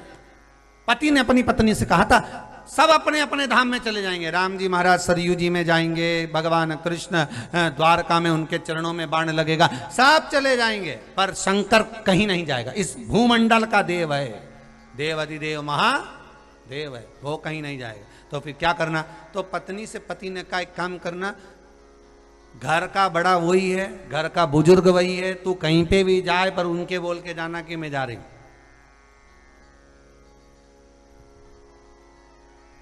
अब इसने तो मन में सोचा कि पति इतनी बड़ी बात कह रहा है तो अपन इनके एक काम करें, ससुर बना ले। अब भगवान भी मन में सोचे इतनी बहुओं तो पहले से घर में और बची थी, ये ससुर बना ली। उसने सिर पे पल्लू वल्लू लिया और जब कहीं जाए तो बोल के जाए, ससुरा जी। हमारे यहाँ ठाकुर जी की सेवा में एक बड़ी सुंदर बात कहते हैं कि भगवान से कोई रिश्तेदारी बनाइए, भगवान से कोई संबंध बनाइए, एक रिश्तेदारी, एक संबंध। अब ये घर से कहीं जाए तो कह के जाए, ससुरा जी, भोलेनाथ जी, आए शंभू जी, मन में विचार करती करती जाए। अब नाम तो लेती नहीं थी शंकर जी का, बोलती भी नहीं थी शंभू शंकर, क्योंकि ससुर का नाम कौन ले। ये भी एक बार हुआ, एक नई नवेली बहू आई और सास ने उसको दहिया बिलोने के लिए भेज दिया कि बेटा ये दही रखा है और तू बिलो ले। अब उसने दहिया बिलोया, नहीं थी, इतना घूंघट करके दही बिलो रही थी, और जैसे ही बिलोया उसमें मक्खन आ गया। मक्खन आया तो चिल्लाई, सासू जी, ओ सासू जी। सासू जी बोली हाँ बेटा मक्खन आ गया। सास तो चोटी बांध के गुस्सा में आके एक धर के बोली, कल की आई और ससुर का नाम लेती है, जीवान खींच लूंगी तेरे आज के बाद अगर तूने ससुर का नाम लिया तो। अब इसके क्या मालूम था कि ससुरा का नाम मक्खन है, इसके क्या मालूम, तेरी जीवान खींच लूंगी अगर आज के बाद लिया तो। नहीं लू। अब 15-20 दिन निकल गए, 1 महीना निकल गया, फिर मलाई इकट्ठी हो गई, फिर दूध दही इकट्ठा हो गया, फिर इसने कहा सास ने जा दहिया बिलो ले, फिर दहिया बिलोने बैठी, दहिया बिलोने बैठी, फिर मक्खन आ गया, फिर चिल्लाई, सासू जी, सासू जी। सासू जी बोली हाँ बेटा ससुरा हंडी में आ गया। अब बोले तो बोले क्या,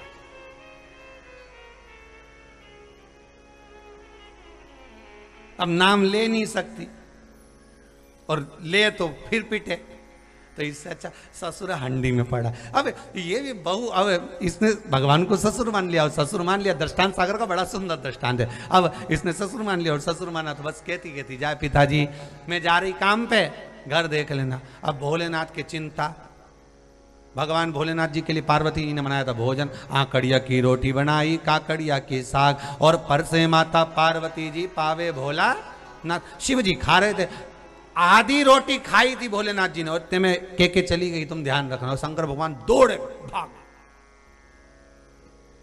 अब जैसे भोलेनाथ जी दौड़ते दौड़ते गए, रूप बदला, पहुंच गए, दिखे नहीं, दरवाजे पर जाकर बैठ गए। शाम के पार्वती जी ने इंतजार करा, नहीं आए, रात हो गई। आधी रात के भोलेनाथ जी आए, पार्वती जी बोली कहाँ गए थे ये बताओ कहीं। शंकर जी बोले बहू ने बुलाया। बहू कहां से आ गई तुम्हारी? एक बेचारी भगत ने मुझे ससुर मान रखा, तो दुनिया के लोग तुम्हें कुछ भी मानेंगे तो तुम चले जाओगे क्या? शंकर जी बोले वो तो जाना ही पड़ता है। अब कोई प्रेम से बुलाए भोला भोला भोला, इतने प्रेम से बोले भोलानाथ मेरा ये काम कर दो। अब मैं भोलापन नहीं दिखाऊं तो फिर कहीं जाऊं? तू बता।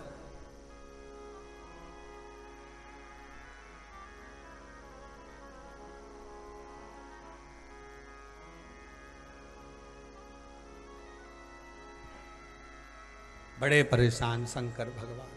शंकर जी से ज्यादा परेशान थी कौन? माता पार्वती। अच्छा, पति जितना हैरान परेशान रहता है ना, इससे दुगनी परेशान पत्नी रहती है। भले लगने नहीं देती, बात बात में कह देती काय की टेंशन ले रहे हो, क्यों चिंता कर रहे हो, जो होगा देखा जाएगा, फालतू की बात मत करो, रोटी खाओ। इसीलिए कहेंगे कि ये पति से ज्यादा बोल्ड, प्रबल, विल पावर मजबूत माताओं का। तुरंत कह देगी, घबराना नहीं, देखा जाएगा, शांति रखो। कितना बड़ा भी टेंशन आ जाए ना तो पति के सामने कह देती है, टेंशन आ गया ना, देखा जाएगा, जान है तो जहान है, काय की चिंता करना, मुट्ठी बांधे आए जग में हाथ पसारे जाए। ये भाग्य में जो लिखा होगा वो तो आएगा, फिर टेंशन किस चीज का? चिंता मत करो, भोजन करो। सबसे ज्यादा चिंता थी पार्वती जी को। पार्वती को चिंता लग गई, ये हर कभी बुला लेती है। एक दिन छोरा हो गया इसका। अब छोरे को भेजा होगा कहीं सामान लेने के लिए, गायब हो गया।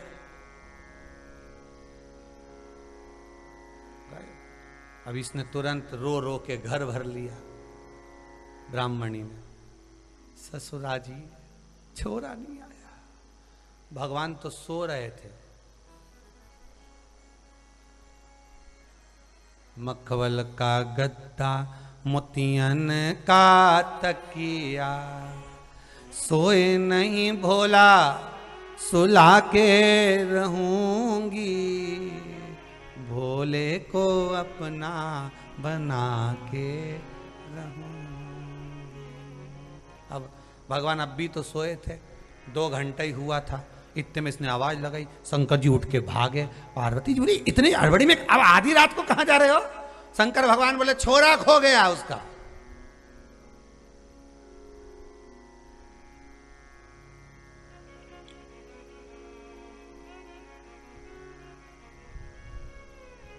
आधी रात को भगवान शिव छोरे को ढूंढ रहा है।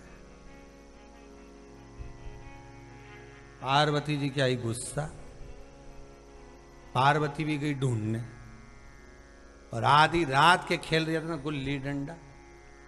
पार्वती ने कब पकड़ी हाथ, और हाथ पकड़ के सीधे ले गई इसकी माता जी के पास। अब तो पकड़ ले इसको, और आधी रात को आप ससुरा जी की आवाज मत लगाना, नहीं सोच लेना। तो ब्राह्मणी ने पूछा तुम कौन? सास।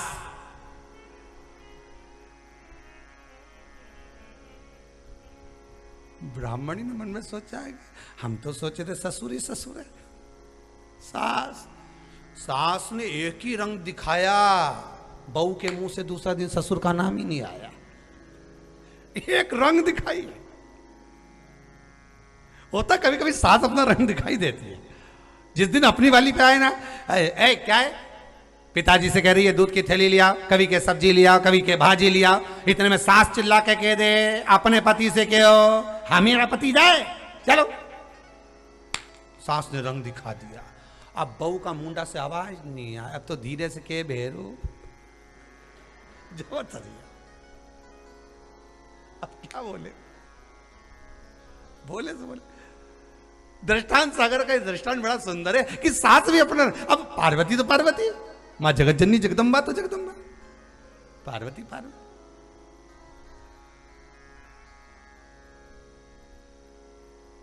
देखा देवराज ब्राह्मण के प्राण छूट रहे, शिव नंदी लेकर खड़े और भोलेनाथ जी ने नंदी पर देवराज के प्राणों को रखा, लेकर चले। देवराज ने एक प्रश्न कर लिया, मैंने कौन सा पुण्य करा था जो आज देव अधिदेव महादेव मुझे लेकर जा रहे हैं? मैंने पुण्य कौन सा करा? क्या पुण्य करा?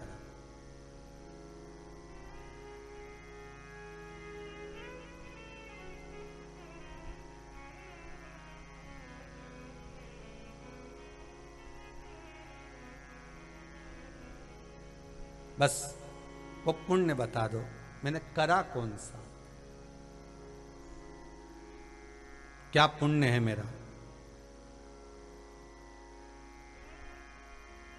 क्या पुण्य? शिव जी ने कहा तेरा पुण्य एक ही है।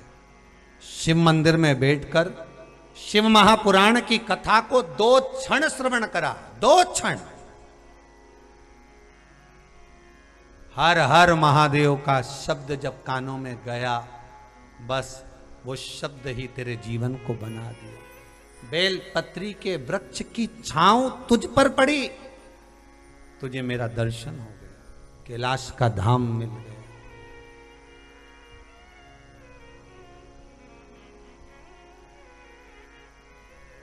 कई लोग पहले भजन में गाते थे, इतना तो करना स्वामी जब प्राण तन से निकले, गोविंद नाम लेकर फिर प्राण तन से निकले। गंगा जी का तट हो, यमुना का बंसी बट हो, मेरा सांवरा निकट हो, जब प्राण तन से निकले।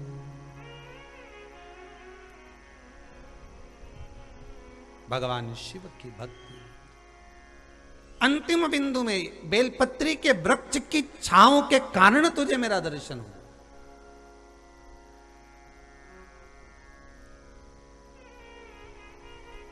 शायद इतने वर्ष की शिव महापुराण में कहा कि नहीं कहा पता नहीं, पर यह पंचामृत शिव महापुराण में एक बात जरूर कहूंगा, अगर जीवन में आपको अच्छी लगे तो अपने जीवन में उतारना, ना लगी हो तो छोड़ देना। पर एक बात इस पंचामृत शिव महापुराण में जरूर कहूंगा कि शंकर के मंदिर में नहीं जा सकते, उसके शिखर का भी दर्शन नहीं कर सकते, मंदिर में ज्योत भी नहीं जगा सकते, अगरबत्ती भी नहीं लगा सकते, भोग भी नहीं लगा सकते, प्रसाद भी नहीं चढ़ा सकते, पुष्प भी नहीं चढ़ा सकते, मत चढ़ाओ। पर कहीं एक बेलपत्र शिव मंदिर की मिल जाए तो उस बेलपत्र को एक बार मस्तक पर जरूर चढ़ा लेना, शंकर स्वयं मिल जाएगा। कहा नहीं कहा पता नहीं, पर उस बेलपत्र का एक फल, एक पत्ती हमारे मस्तक पर उसकी छाया ही पड़ गई तो शिव मिल गया। बस अब कुछ नहीं चाहिए।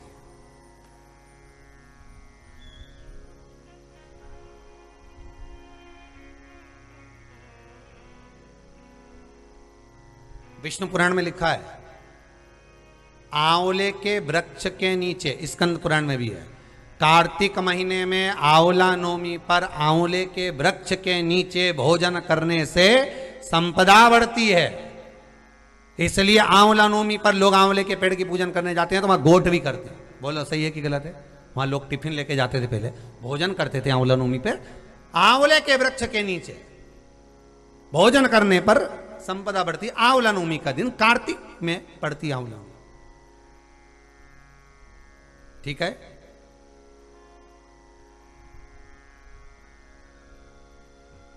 पर शिव महापुराण का, शंकर का, शिव महापुराण का एक तत्व कहता है कि बेलपत्री के वृक्ष के नीचे मात्र बैठ जाने पर ही शिव मिल जाए। शिव नहीं है बेलपत्री का वृक्ष, एक पत्ती भी मिल गई, मात्र एक पत्ती बहुत, और उस पत्ती को भी मस्तक पर चढ़ा लिया तो ही शिव मिल गया।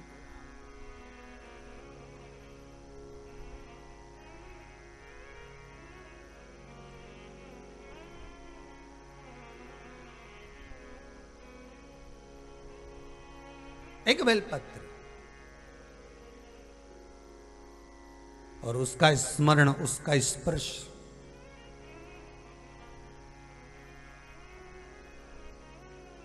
सुख दे। शिव महापुराण की कथा कह रही, देवराज पर बेलपत्री के वृक्ष की छांव पड़ गई थी। पंचामृत, चरणामृत, चरणामृत लेने के बाद हाथ को मस्तक पर लगाया जाता है, पंचामृत लेने के बाद हाथ को हृदय से लगाया जाता है, दोनों में अंतर है। सत्यनारायण भगवान की कथा में जाते हो तो चरणामृत मिलता है कि पंचामृत मिलता है? जम के बोलिए, पंचामृत मिलता है। पर कई लोग पंचामृत लेने के बाद हाथ को सिर पे लगा लेते। तो जितने लोग सत्यनारायण की कथा में से आए ना, उनका देखना सिर पे कहीं दही चिपका मिलेगा, कहीं घी चिपका मिलेगा, तो समझ में आ जाएगा कि सत्यनारायण जी की कथा से आ रहा है। पंचामृत मस्तक पर नहीं, पंचामृत हृदय में होना चाहिए। चरणामृत मस्तक पर होना चाहिए। चरण की रज, चरण का एक तत्व रस मस्तक पर चढ़े तो जीवन सार्थक हो जाए।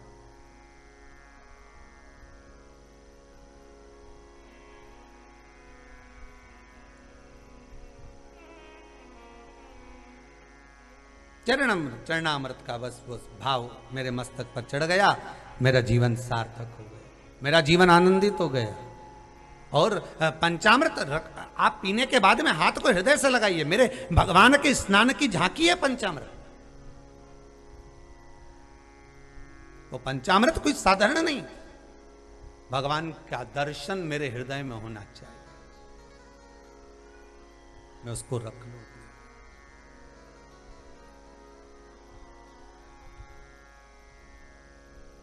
ले गए देवराज को।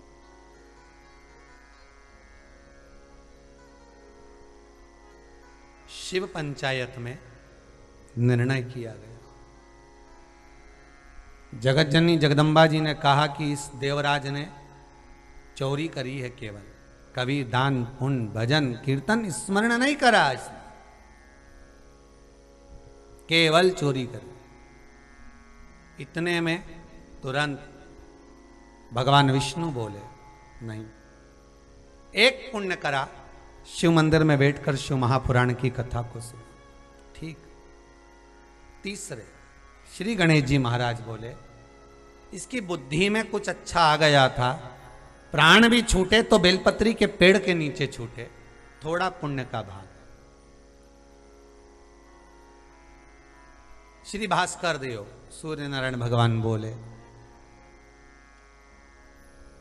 इसके लिए इतना ही काफी है कि इसने शंकर का बेलपत्र का वृक्ष का दर्शन कर लिया, उसका भी पुण्य इसके लिए उतना ही काफी। फिर वही बात आ गई।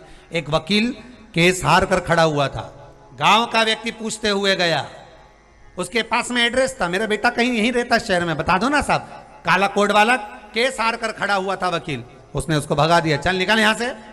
जिस ओर धक्का मारा, हाथ का इशारा करा, चल चल यहां से, चल यहां से। वो गांव का व्यक्ति सोचा मेरा बेटा इधर कहीं रहता होगा, एड्रेस लेकर चला और वहां गया जहां कथा हो रही थी शिव महापुराण की, जहां शंकर की कथा चल रही, वहां पहुंच गया, कथा में बैठ गया।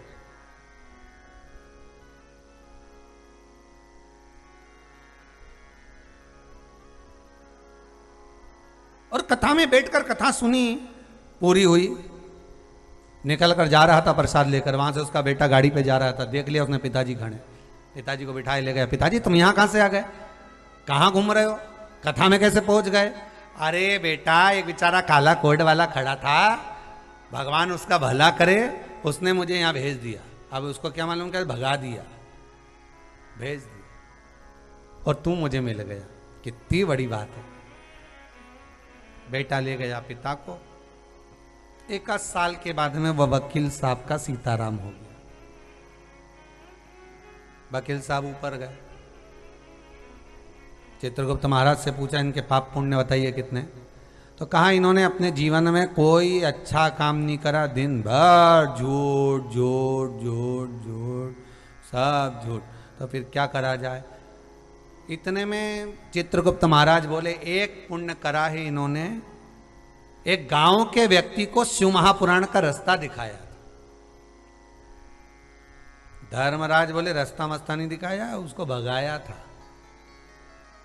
चित्रगुप्त महाराज बोले भले कुछ भी हो, भगाया भी, पर इशारा तो उधर का ही कराना, चल चल उधर जा, इशारा तो वहीं का कराना जहां कथा हो रही थी। तो क्या करा जाए। इतने में चित्रगुप्त महाराज ने कहा कि अब भगवान से पूछा जाए। भगवान से पूछा तो भगवान ने कहा एक काम करो, इसने शिव महापुराण का रास्ता दिखाया था, इसको बैकुंठ का रास्ता दिखा दिया जाए। बैकुंठ का रास्ता दिखा दो, ये वहां जाए, केवल मार्ग बता देना, केवल मार्ग तक पहुंच जाना बहुत है।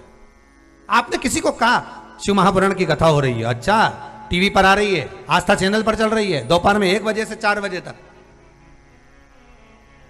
ओहो, जभी तो हम तो 2 बजे खोले, हमको क्या मालूम था 1 बजे चालू होगी।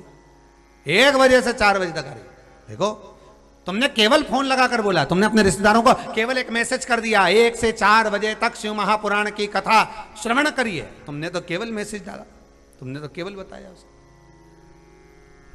अब उसने जो सुनना चालू करा, श्रवण करना प्रारंभ करा, उसका फल तुम्हारे खाते में गया कि नहीं गया? थोड़ा सा तो गया। वो बीमे वाला नहीं होता, बीमा करा लो बीमा करा लो, बेचारा कितना पीछा पकड़ के रहता है, बीमा करा बीमा करा। कहीं कहीं का तो उनके देख ले तो मुंडा फेर ले, आ गया फिर बीमे का बोलेगा उधर जाओ। इसमें उसका कोई फायदा है क्या? फायदा तुम्हारा।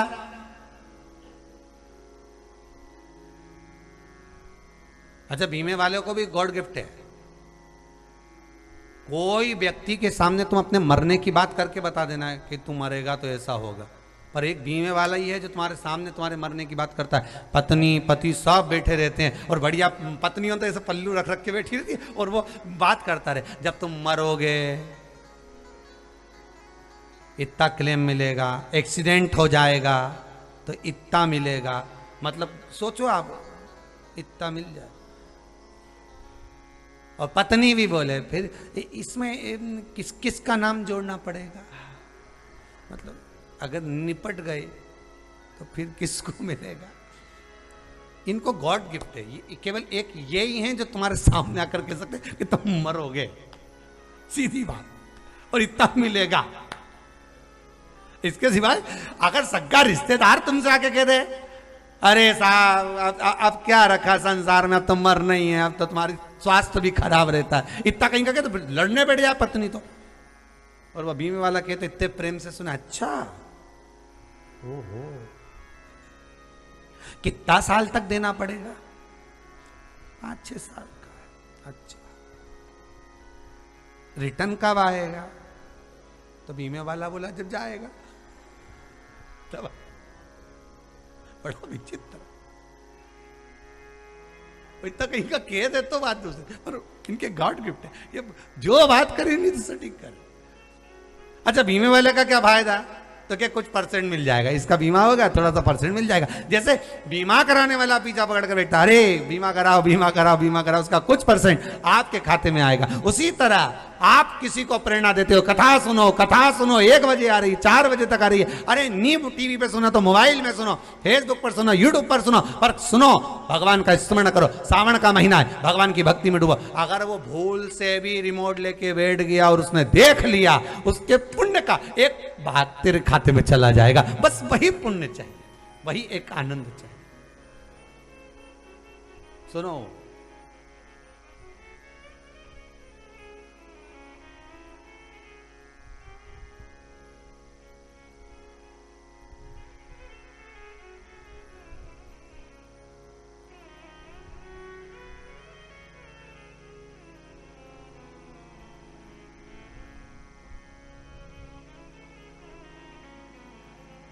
हे प्रभु, माथे पे भोले के चंदा विराजे,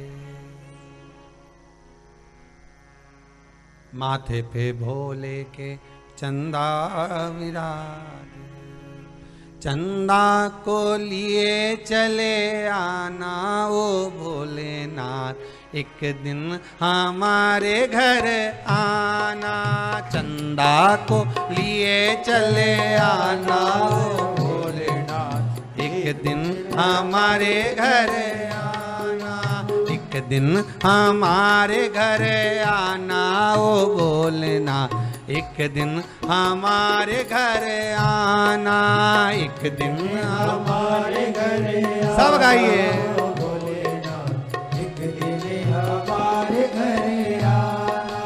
एक दिन हमारे घर आना वो भोलेनाथ, एक दिन हमारे घर आना, एक दिन हमारे घर आना वो भोलेनाथ, एक दिन हमारे घर आना। ओ माथे पे भोले के चंदा विराजे, माथे पे भोले के चंदा विराजे, ओ माथे पे भोले के चंदा विराजे, माथे पे भोले के चंदा विराजे, ओ चंदा को लिए चले आना ओ भोलेनाथ, एक दिन हमारे घर आना, चंदा को लिए चले आना ओ भोलेनाथ,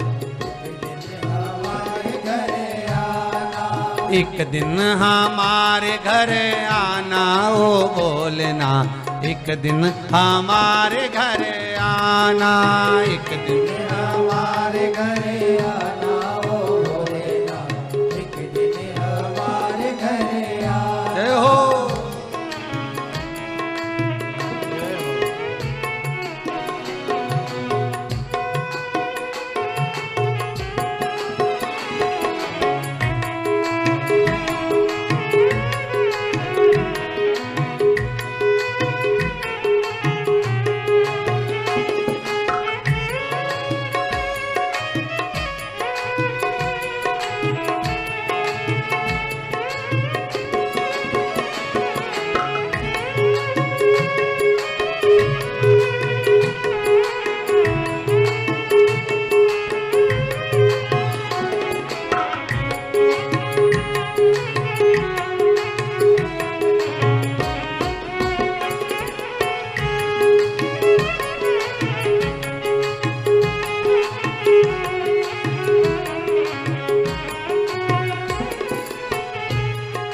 शीश भोले के गंगा विराजे, शीश भोले के गंगा विराजे, शीश भोले के गंगा विराजे, शीश भोले के गंगा विराजे, गंगा को लिए चले आना ओ भोलेनाथ, एक दिन हमारे घर आना, गंगा को लिए चले आना ओ भोलेनाथ, एक दिन हमारे घर आना, गंगा को लिए चले आना ओ भोलेनाथ, एक दिन हमारे घर आना, गंगा को लिए चले आना ओ भोलेनाथ, एक दिन हमारे घर आना, एक दिन हमारे घर आना ओ भोलेनाथ, एक दिन हमारे घर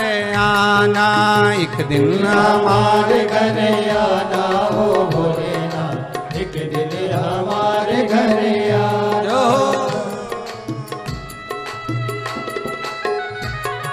जय हो।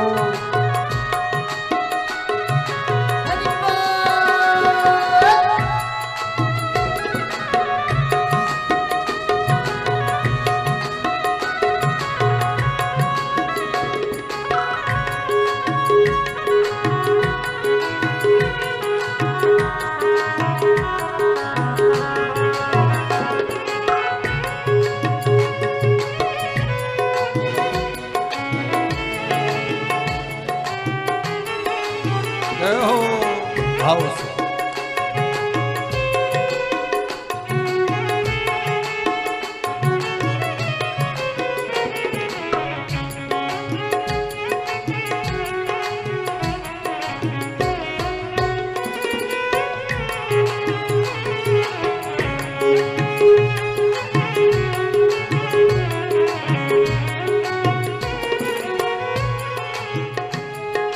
संग भोले जी के गौरा विराजे, संग भोले जी के गौरा विराजे, संग भोले जी के गौरा विराजे, संग भोले जी के गौरा विराजे। ओ गौरा को लिए चले आना ओ भोलेनाथ, एक दिन हमारे घर आना।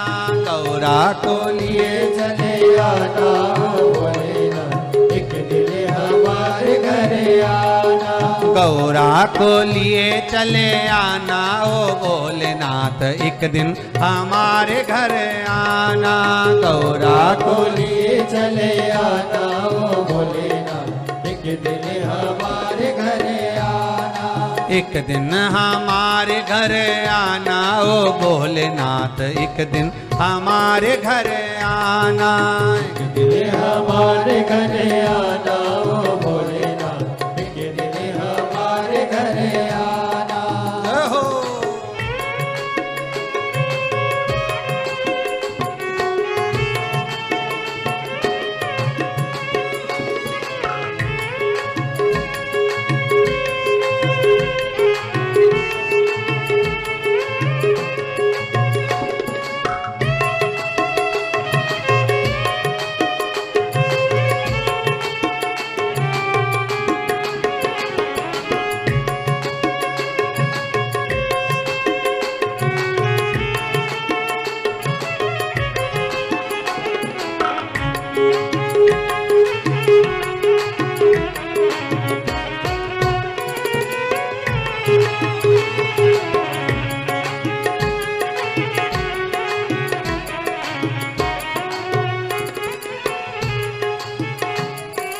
गोदी गौरा जी के गणपति विराजे, गोदी गौरा जी के गणपति विराजे, गोदी गौरा जी के गणपति विराजे, गोदी गौरा जी के गणपति विराजे। और रिद्धि सिद्धि लिए चले आना ओ भोलेनाथ, एक दिन हमारे घर आना।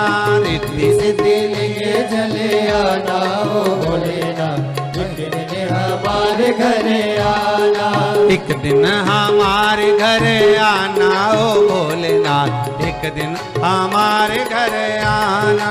एक दिन हमारे घर आना ओ भोलेनाथ, एक दिन हमारे घर आना। एक दिन हमारे घर आना ओ भोलेनाथ, एक दिन हमारे घर आना।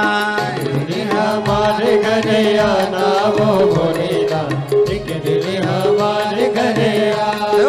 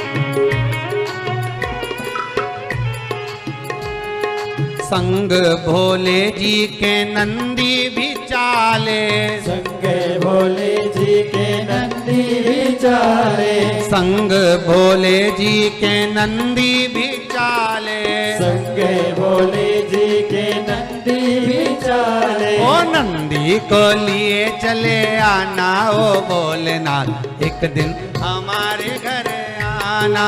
नंदी को लिए चले आना ओ भोलेनाथ, एक दिन हमारे घर आना। नंदी को लिए चले आना ओ भोलेनाथ, एक दिन हमारे घर आना। नंदी को लिए चले आना वो भोलेनाथ, एक दिन हमारे घर आना। एक दिन हमारे घर आना ओ भोलेनाथ, एक दिन हमारे घर आना। एक दिन हमारे घर आना वो भोलेनाथ, एक दिन हमारे घर आना। एक दिन हमारे घर आना ओ भोलेनाथ, एक दिन हमारे घर आना। एक दिन हमारे घर आना वो भोलेनाथ, एक दिन हमारे घर आना। एक दिन हमारे घर आना ओ भोलेनाथ, एक दिन हमारे घर आना। एक दिन हमारे घर आना वो भोलेनाथ, एक दिन हमारे घर आना। हे शंभु, हे शंकर, त्रिकालदर्शी, कैलाशी, अविनाशी, हे शिव, आपकी बाट जो इंतजार करूं, बस देवराज ब्राह्मण भले कैसा भी कर्म करा, पर अंतिम बिंदु सवार लिया उसने, अंतिम बिंदु सवार में। शंभु शरणे पड़ी, मांगू घड़ी रे घड़ी, दुख काटो दया करी ने दर्शन आप। मेरा दुख कटे, दर्शन आपका मिले, बस उससे ज्यादा और क्या चाहिए।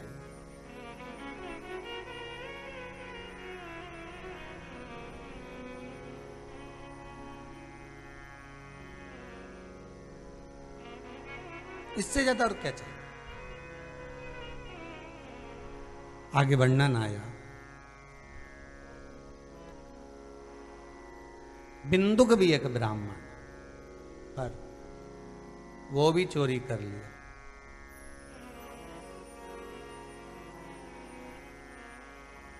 एक ऊपर के स्थान से नीचे कूद रहा था चोरी का सामान लेकर, पानी में जाकर गिर गया, प्राण छूट गया।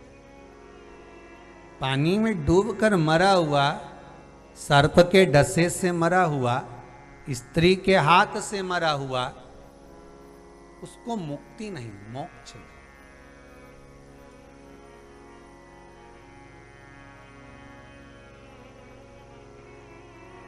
वो तो किसी किसी के लिए भगवान अपना लेख भी बदल देता।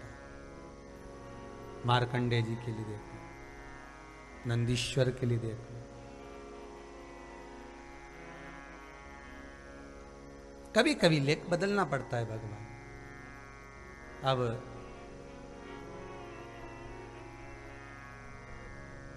प्राण छूटे, प्रेत की योनि में पड़ गए। किसी को नहीं मालूम पड़ता कि मरने वाला जीव प्रेत की योनि में गया, नरक गया कि स्वर्ग गया, किसको मालूम। और आप लोगों में से कोई अगर गया ऊपर और देख के आया हो तो बात दूसरी, पर हम तो ये पुराण कहती है कि अच्छा काम करोगे तो स्वर्ग जाओगे, बुरा काम करोगे तो नरक जाओगे। गलत संगति में पड़कर मदिरा का पान, मांसाहार, वेश्यावृत्ति, जुआ, चोरी, कपट, छल, छिद्र, बेईमानी किसी के साथ कर भी दिया तो कोई स्वर्ग है, नरक है कि प्रेत योनि है, ये तो वो जीव ही जाने। पर इतना जरूर है, मृत्यु लोक में आने के बाद अगर आपको पेट भरकर भोजन मिल रहा है, फुल एंजॉयमेंट जीवन को जी रहे हो, अपने जीवन को आनंदमय जी रहे हो, ठीक, मन को प्रसन्न रखकर, जो मिला बहुत अच्छे से मिला, जो खाया बहुत अच्छे से खाया, जो पहना बहुत अच्छे से पहना, आराम से जिंदगी जी रहा, तो समझ लेना कि पूर्व में अच्छा कर कर आए थे तो आज भगवान अच्छा दे रहा। और अगर आए 15 दिन 20 दिन में फिर कोई टेंशन खड़ा हो जाए, फिर कहीं का कुछ हो जाए, फिर टेंशन, कहीं व्यापार, कहीं व्यवसाय, कहीं शरीर, कहीं रोग, कहीं बीमारी, टेंशन पे टेंशन चलता जाए। समझ लेना कि पूर्व में जो कर कर आए थे, हॉस्पिटल से तो छुट्टी कर दी पर दवाई लिख के भेज दी जो अब खाना पड़ रही। ये दुख क्या है? ये टेबलेट, ये दवाई तो है। ऊपर से तो छुट्टी कर दी कि भेज दिया माता के गर्भ में जाओ, हिसाब पूरा, तुम्हारा पूरा ट्रीटमेंट हो गया, पर घर पे जाके ये दवाई जरूर खाना, बहू ताना देगी सुनो, बच्चे ऐसा बोलेंगे सुनो। ये दवाई है, टेबलेट। पत्नी ऐसा कहेगी, पति ऐसा बोलेगा, भाई बंधु ऐसा करेंगे, कोई आपकी प्रॉपर्टी रख लेगा, कोई धन ले गया, कोई ये कर गया, कोई वो कर गया, कहीं रोग, कहीं बीमारी, ये सब दवाई है, ये खाना पड़ेगी। छुट्टी तो करा लाए हॉस्पिटल से, पर लिखा के तो घर पे लाए हो। सुबह देखे ना शाम देखे, हर कभी दवाई खाना रहती, कभी कभी दवाई भी लिखी रहती, 3 टाइम लीजिए। तो कहीं कहीं की बहू ऐसी मिलती 3 टाइम ही देती है, कहीं कहीं की सास भी ऐसी मिले 3 टाइम दे। बहू दुखी हो जाए, हमारी सास तो सुबह से उठते सी ताना दे, दोपहर ही नहीं देखे, दोपहर में सोने नहीं दे ताना दे, शाम देखे नहीं दिया बत्ती का टाइम तो ताना दे, लिखी 3 बार खाना पड़ेगा। खा, दवाई तो दवाई है। अगर सबके मन में ये भाव आ जाए ना कि ये दुख जो आया है ना दवाई की तरह है, तो ईमानदारी की बात है तो भी दवाई के साथ में डॉक्टर उन बड़े चतुर होते हैं। एक ऐसे तो सिर दुखे तुम्हारा और तुमने डॉक्टर का हमारा सिर दुख रहा है तो उसको केवल 1 गोली देना चाहिए। बोलो सही है कि गलत है? केवल 1 दे दे सिर की गोली, पर नहीं, इसके साथ में ये वाली खाना पड़ेगी, इसके साथ ये खाना पड़ेगी, इसके साथ ये खाना पड़ेगी। एक बीमारी की 4 गोली दे वो, तो क्या बताओ काय का डॉक्टर, हम तो सिर दुख रहा था, 4 गोली दे दी। अब 4 गोली देने का क्या? तो उसने मन में सोचा देखो अगर ये गोली खाएगा जिससे कहीं साइड इफेक्ट हो गया तो ये वाली गोली इसको समाप्त कर देगी। मान लो इसका बीपी ऊंचा नीचा हो गया तो ये गोली इसको समाप्त कर, और बीपी के साथ में अगर शुगर का लेवल गड़बड़ हो गया तो ये गोली इसके साथ। 4 गोली उसने विचार से दी। अब तुम्हें मिली तो एक ही गोली थी ना कि दुख झेलना पड़ेगा, संसार में जाकर ये दुख आएगा, पर भगवान ने कहा 1 गोली एक्स्ट्रा मैंने देके भेजी है, शंकर जी का भजन गाएगी, राम नाम जपती जाएगी और शिव महापुराण का कथा सुनती जाएगी तो टेबलेट असर करती जाएगी। अब नहीं खाए तो क्या करे कहेंगे? अब ये तो मेडिकल पे जाके पूछ रही इनमें से खास गोली कौन सी बता दो, तो मेडिकल वाले ने कह दिया 1 ही गोली है खास। कौन सी?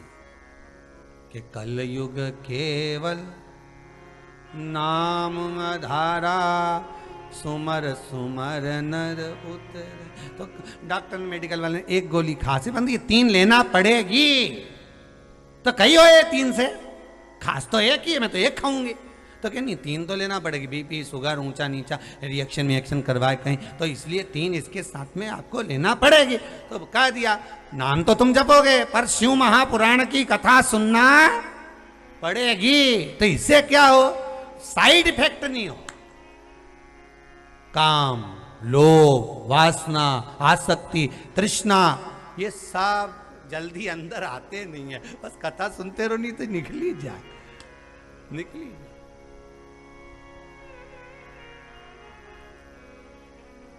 अब तुमसे कोई का पूछे नहीं कि तू कहां गई थी, कहां थी इतनी देर से, कहना 1 बजे से 4 बजे तक डॉक्टर के लाइन लगा के खड़ी थी।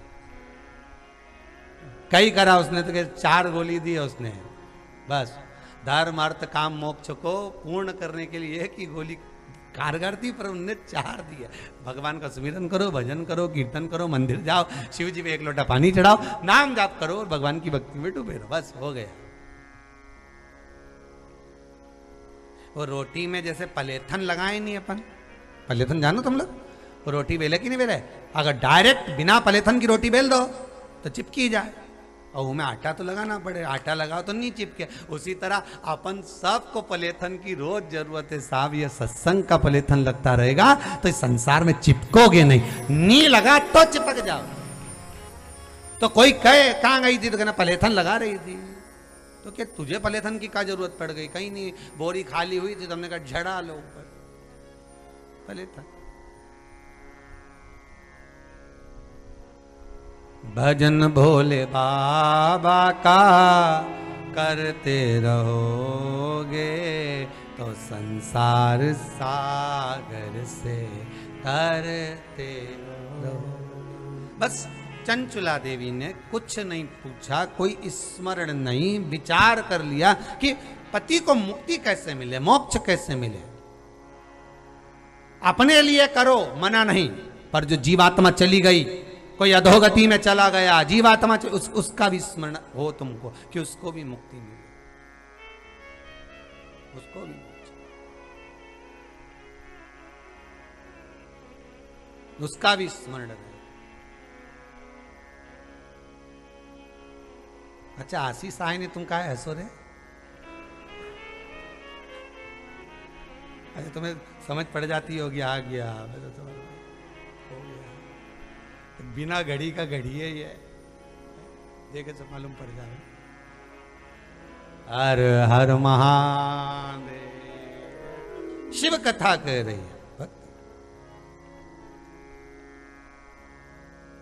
चंचुला देवी बिंदु के लिए काशी पहुंच गई। काशी में पहुंचकर कथा का रस तत्व ग्रहण करा, बुद्धि चित्त में शंकर समाये, मन में आ गया, प्राण छूटे, कैलाश धाम चली गई। कैलाश धाम विनय करी। पार्वती जी ने पूछा मौन क्यों है? कहा पति प्रेत योनि में पड़ा हुआ है, उसकी मुक्ति का कोई उपाय तो करिए, कोई उपाय है?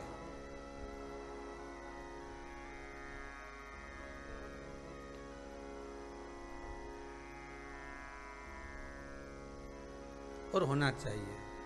वो एक कीर्तन में कोई ने गाया था, शायद ध्यान नहीं है, कि मुक्ति का कोई तू जतन कर ले, बस थोड़ा थोड़ा हरि का भजन कर।